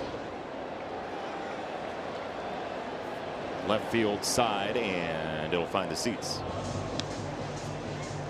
Anthony, you've seen Rafael Devers close up. 2-strike approach here from Bennett. How you throwing to him? I'm being very careful. Rafi covers. Rafi's a very good bad ball hitter, and what I mean by that is hitting pitches out of the zone. So sometimes I feel like the best pitch to trick Rafi on is the one down the middle, because he's not expecting it. He covers so much of the zone. You got to be really careful. He threw the crossfire there, fastball. I think he can go change up underneath the hands or the slider away. It looks like we're going to change up underneath the hands here. They stay with the fastball. And strike 3. Devers took it. Inning over. Bennett clears 7. Fastball down.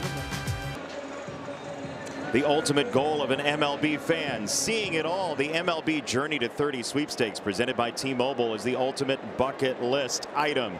Enter now for your chance to win trips to all 30 ballparks. Yes, all 30. MLB.com/journey to 30 sweeps. You never know when a baseball may visit you at an MLB park. Sam Hentges a little bit up with ball 1 to Abreu. Ball just visited James Jean in the face. One got away. Isner just completely whiffed that one. Got his umpire cooked. James ready to go. A baseball player back in the day, turned umpire from down in Florida.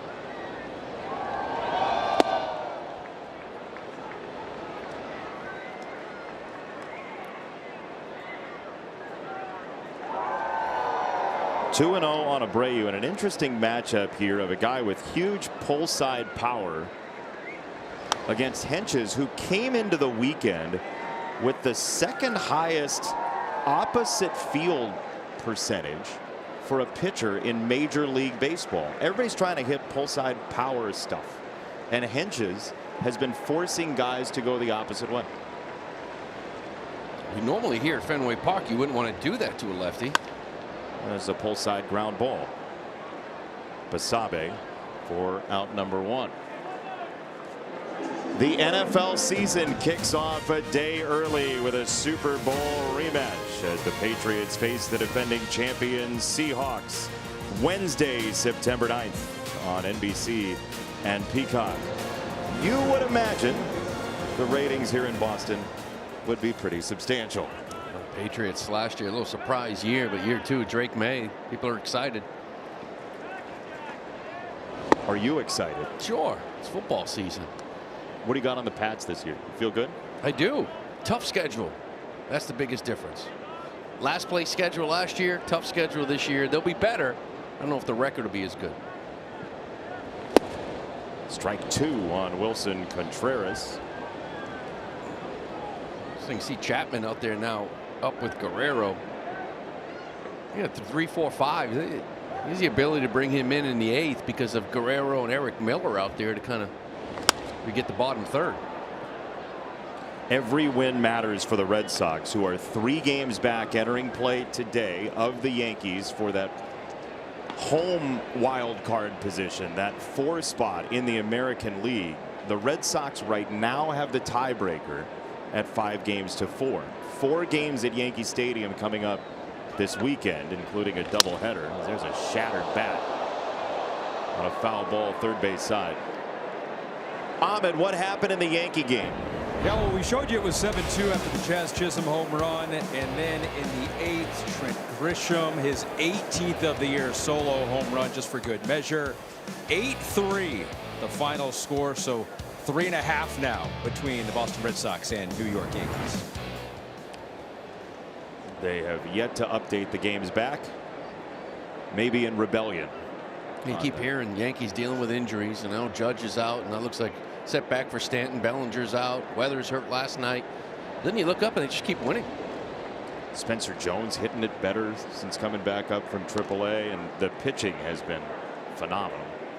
Should get Fried back soon too, but they seem very vulnerable right now. But every time you look up, they win a ball game.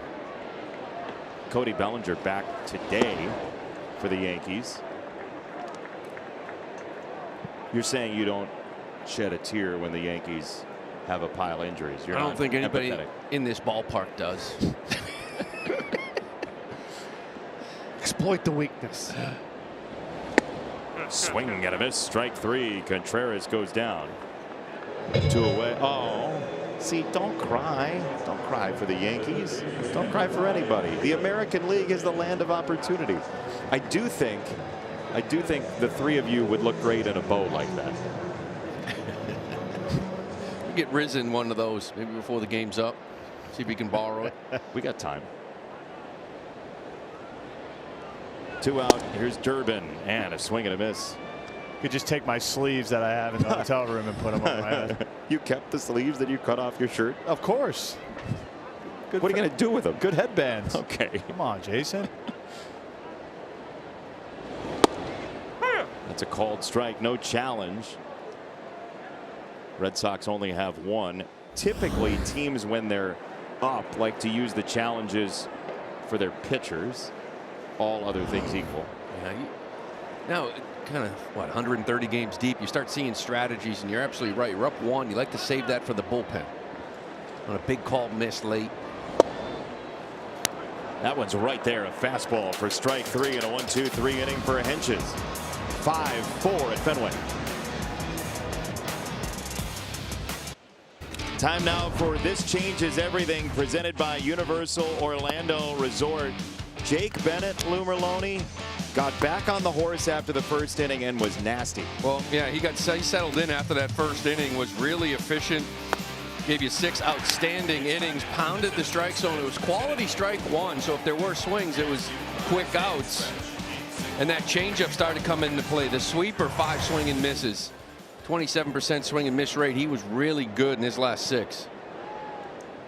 Tyron Guerrero, the flame-throwing right-hander, here in the 8th. Gets a first pitch ground ball. Monasterio at short. His first throw since the inside the park Little League home run, and a safe call over at first base. Buddy Kennedy hoofing it down the line, and he is on. It's an infield single for Kennedy. That ball placed, and it's a good call. Just in that hole, kind of sat back on it a little bit, tried to get that strong throw. That little pat in the glove was enough for him to be safe at first. And Buddy hustling all the way right here. This is just a routine ground out that he hustled into a single with that glove pad. Maybe Monasterio in his head a little bit after the one that got away. Speed never slumps, fellas. You would know about that, huh? Never. I'm just jealous. I was always jealous of the speed guys. This kid Guerrero's been impressive. He got hit around the other day against Toronto. Gave up 4 runs and didn't record an out, but the other 29 outings is a .9 ERA. 102 you see often. Power sink. It's 99. You know, in that outing, you saw 98, 99. It was still really good. But it wasn't 102.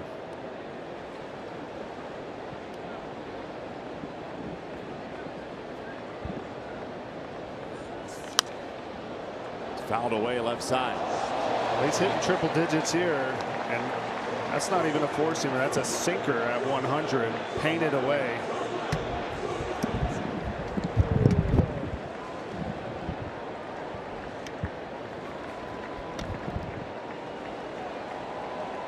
Two and two. Fouled away. Here's 1-1. He gets plenty of swing and miss. And the other thing, too, 54.7 ground ball rate. So it's a lot of ground balls.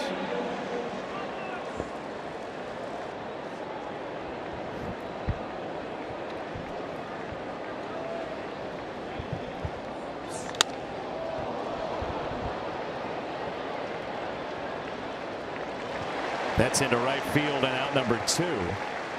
Out number 1, I should say. Split to go with it. A little slider he'll show at times, but.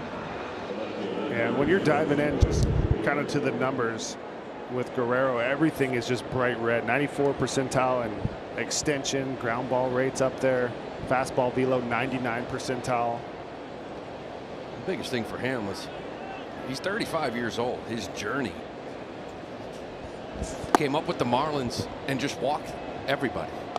Spent some time in Japan, the Mexican League, back in Japan. And since he's been here, he's been a strike throwing machine. And it's challenging when you're generating that much torque to have command, to throw 100 and locate.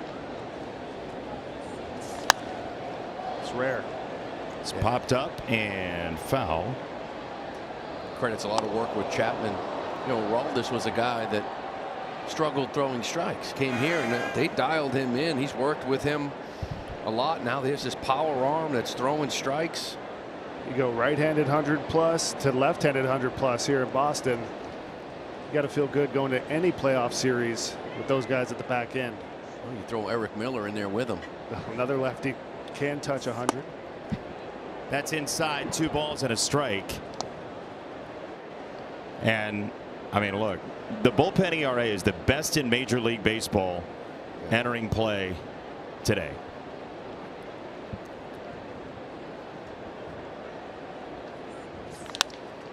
This to second base, could be 2. Monasterio's turn is there. 4-6-3. The Red Sox defense smoking this afternoon. Next Sunday, it's an MLB doubleheader on MLB doubleheader on NBC and Peacock. First at 3 Eastern, the AL West leading Houston Astros come to New York to take on the Mets. Then at 7 Eastern on Sunday Night Baseball, the Cincinnati Reds take on the Cubs at Wrigley Field. That's next Sunday on NBC and Peacock. So here we are, bottom 8, first pitch, fouled away by Sogard, 0-1. Trent Harris on here for the Giants in the 8th. Red Sox up 5-4. Nick Sogard at the plate, 2 for 2, a home run, a double, scored a couple. And that is up and out, 2 balls and a strike on Sogard. Red Sox trying to put this game away, looking for the sweep here at Fenway Park, and that is a challenge. It looked like a strike live. Kisner will challenge. Pitch was called a ball. The catcher challenged.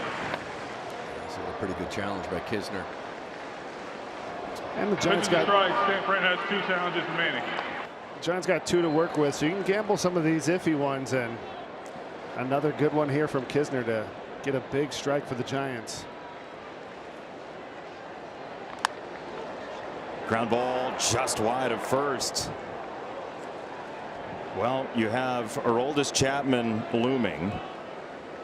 You have Monasterio, then White scheduled next for the Red Sox. Aroldis Chapman, one of the best closers of all time, getting loose.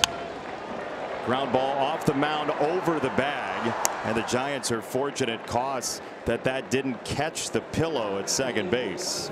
Sunday Night Baseball on NBC is brought to you by Capital One. What's in your wallet?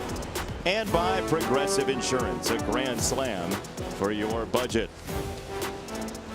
Notable Red Sox to have departed, gone elsewhere. We saw Jake Peavy earlier today. He was nice enough to stop by the booth. Rafael Devers. Oh, Jake Peavy, the legend, coming in and loving on us, as he said. He's one of the best. Got a World Series here in 2013 and then snuck over to San Francisco for another one. I played with Peavy, who was 22 years old in San Diego, throwing 98 sinkers, nasty breaking ball. Was he, how confident was he at 22? He used to hate it because Bochy used to make him walk Barry. He didn't want anything to do with it. I can get him. Not many guys did that year. Can hear him saying it. There's Peavy. Oh, he hated it. Peavy might be the only pitcher I have ever faced that screamed after he threw a pitch or as he threw a pitch, "Look out!" That ball's drilled to left field. A monster tester high off the wall, and it dies slightly on the bounce off the wall. The throw, not in time. It was a great bid from Gilbert off the wall, but it's a double for Monasterio with one out in the eighth. Monasterio just keeps doing it. Keeps swinging the bat. This is a little breaking ball that stays in from Harris. And again, another read. He kind of stumbled a little bit, come around first base, lost his helmet. San Francisco is challenging the safe call at second. This is a nice play by Gilbert. You talk about challenges. Why not? You're sitting here in the bottom of the eighth. A double. You want to get a look at it. Does he stay on the bag? Yeah, now it just might be maybe he came off the bag right there. But for the Red Sox, this is a little bit of that home field advantage, having the confidence to take a controlled, aggressive risk at second, and then knowing we can try a swim move on the slide. I think he got in there, unless there's like a time his hand came off. But a beautiful calculated risk, if you ask me, right here from Monasterio. And you challenge in part because in the eighth inning and beyond, you're allowed to ask for a crew chief review, even if you're out of challenges. So that's why this becomes sort of no lose for San Francisco. But you're saying in a one-run game, Hunter, that's a good decision to try to get yourself in scoring position to add on. I think it's a calculated After risk. the call's confirmed, the runner is safe. San Francisco loses their challenge. Because the whole play's in front of you. If you have good speed, you can kind of watch where the infielders set up to catch the ball. And you saw the first one where he dove inside because Basabe was on the outside. And same right here. Just avoid the tag and trust that you can be an athlete to get to the bag before he tags you. And you saw Adames kind of cancel his ball off the green wall where you're not as comfortable. You don't play here as often. The Red Sox that's part of it. Trying to play better in this ballpark. If you want to be the team that takes the right risks on a wall ball, right, to get to second base or even make the decision to hold up at first. It's the other teams that don't play here every day, that aren't used to getting that read off the wall, that you want to see make those bad decisions. It's always looming, right, in every shot. We just saw it. Monasterio at second base. There's the monster, right? It is a part of playing here. Guys that haven't played here before, one of the first things you do, figure out what the bounces are. And even the carom from Drew Gilbert, like maybe he had to take one step, maybe give it a little too much breathing room, but still good bang bang hustle play, and the Red Sox are able to capitalize. Jarren Duran will pinch hit for White. That's a strike to Duran, who even when he's not going well batting average wise, there's some power in there. There are athletic tools in there, and he gives you the left on right at bat with one out in the eighth. Quickly, two strikes from Harris. And it's starting to come in, 270 in his last 20 games. 252 with guys in scoring position. The batting average isn't there, but you just mentioned, you look up and you see those 17 home runs. 62 RBIs.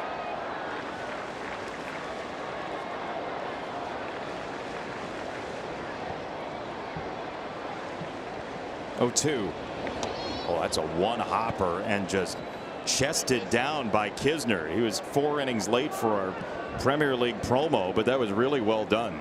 And a big block too from Kisner, right? 1 out, want to stay everyone on second base. You'd love to get him over there to third. Just throwing your body at him, keeping that arm tight to his body to keep in front of him. It's not often you have one bounce that far in front of home plate.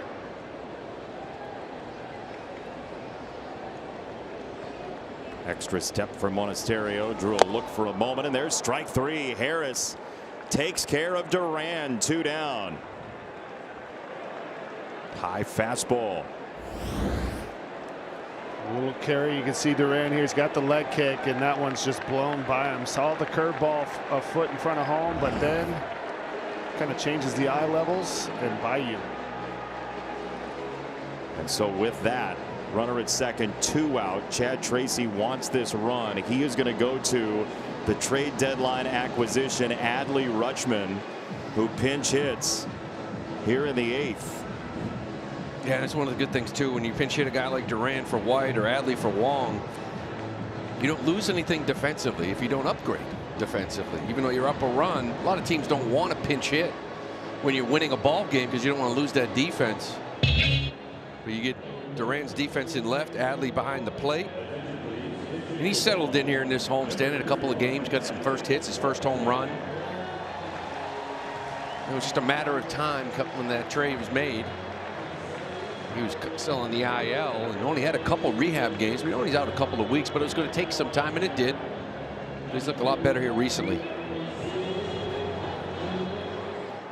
We were talking before the game, and he said his dad's advice was ringing in his ears. Just control what you can control. He heard it from a very young age, and it's advice we hear a lot. But as he was talking about it, you don't know when you're in 4th grade or 5th grade when you hear control the controllables that it's going to apply 25 years down the line, 20 years down the line, to try to acclimate in a major league clubhouse in a pennant race.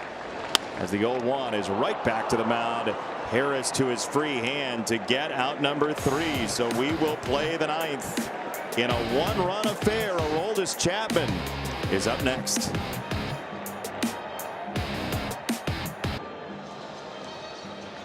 Swing by a Capital One Cafe, part bank, part cafe, all in one convenient and welcoming space. Capital One cafes are open 7 days a week. Visit CapitalOne.com/local to learn more.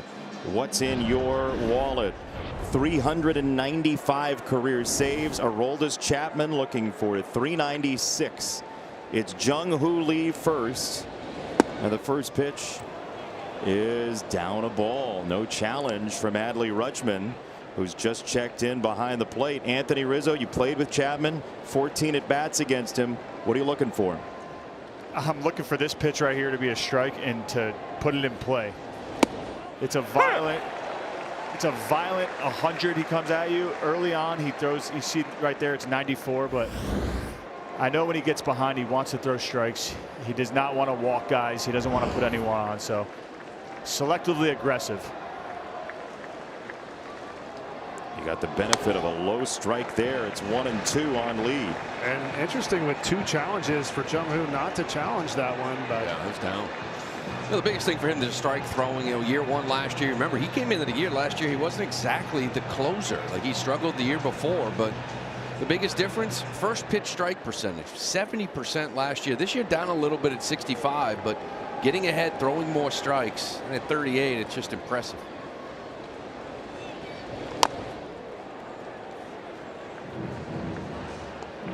I love right there, he just came set and was still shaking off Adley in the pitch com until he got the right pitch there. Them still getting to know each other. 1-2 from Chapman to Lee in a 1-run game. On the ground, Chapman uses his height to his advantage. Skyscraping for out number 1. Again, at 38, he's just an amazing athlete. Be able to do it for so many years. It's always tough when you're on the road and you're going down the elevator and about 8 in the morning to get your morning coffee, and he's waiting for you and he's already sweating. He has a workout in the morning on the road, comes to the field, does it again. He's just a machine and a physical specimen. It's interesting. It might be the only guy I've ever seen with a highlight clip of him lifting weights in the gym. Yeah. It's just, here comes the missile, and here's what he's doing in the gym. And it's just an incredible work ethic to have this kind of consistency as Chapman. And he's evolved too in the game. He used to just be pretty much mostly all fastballs. You would rarely see the split like you saw there, or the slider. If you saw that, it was always a good sign. But now he's just adapted to everyone throwing hard, and he's throwing the slider more. He's throwing the split more, and he's having success with them. He went slider first. He goes slider here again after the second pitch, high fastball, 2-1. 17 years in the league. Guys are hitting 197 off him this year. Only once in a 17-year career the guys hit over 200 off him. And that was an even 200 batting average against. Wow. He's just been dominant. Slider again, 2-2.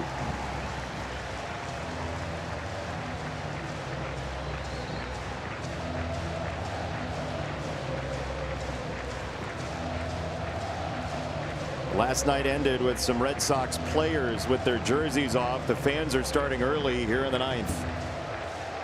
Red Sox gunning for a sweep thanks to Abreu yesterday. 2-2. On the ground, second base. Sogard on the grass has out number 2.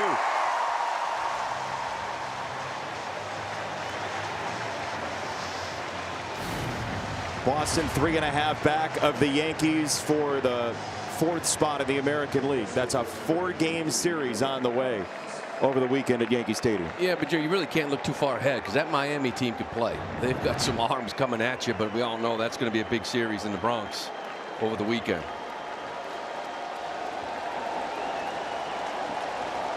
Two down, Jonah Cox. First pitch, swing and a miss. Jonah Cox has had a very nice afternoon. A homer and a single in his first 2 at-bats.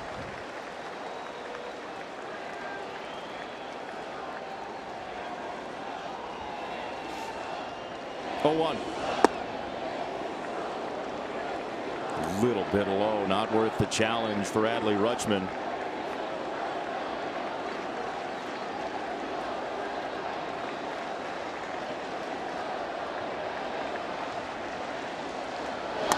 The Boston Red Sox in the last 5 weeks have overcome 3 3-run deficits to win. The only times they've done it all year have come in the last 5 weeks.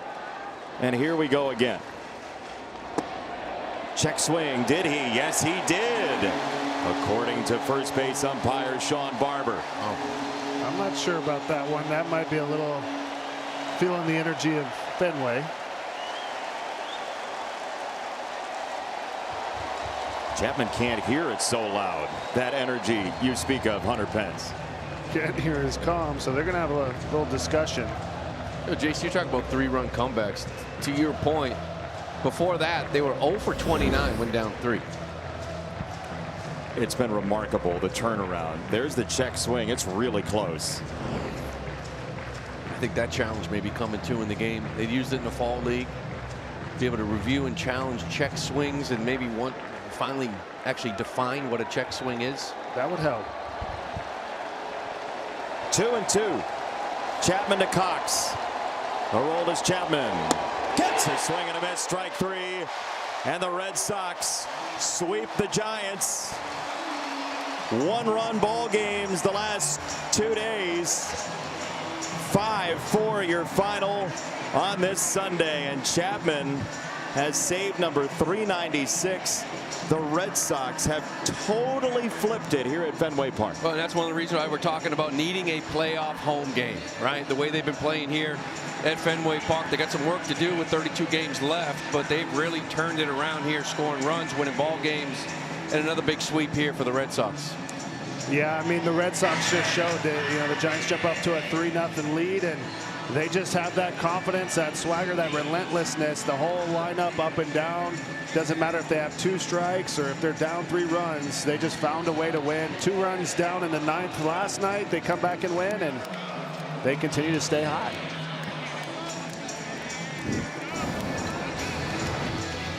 5-4 your final score. Red Sox 5-1 on the homestand, staying hot, as Hunter said. 5-4, and a big old hug for the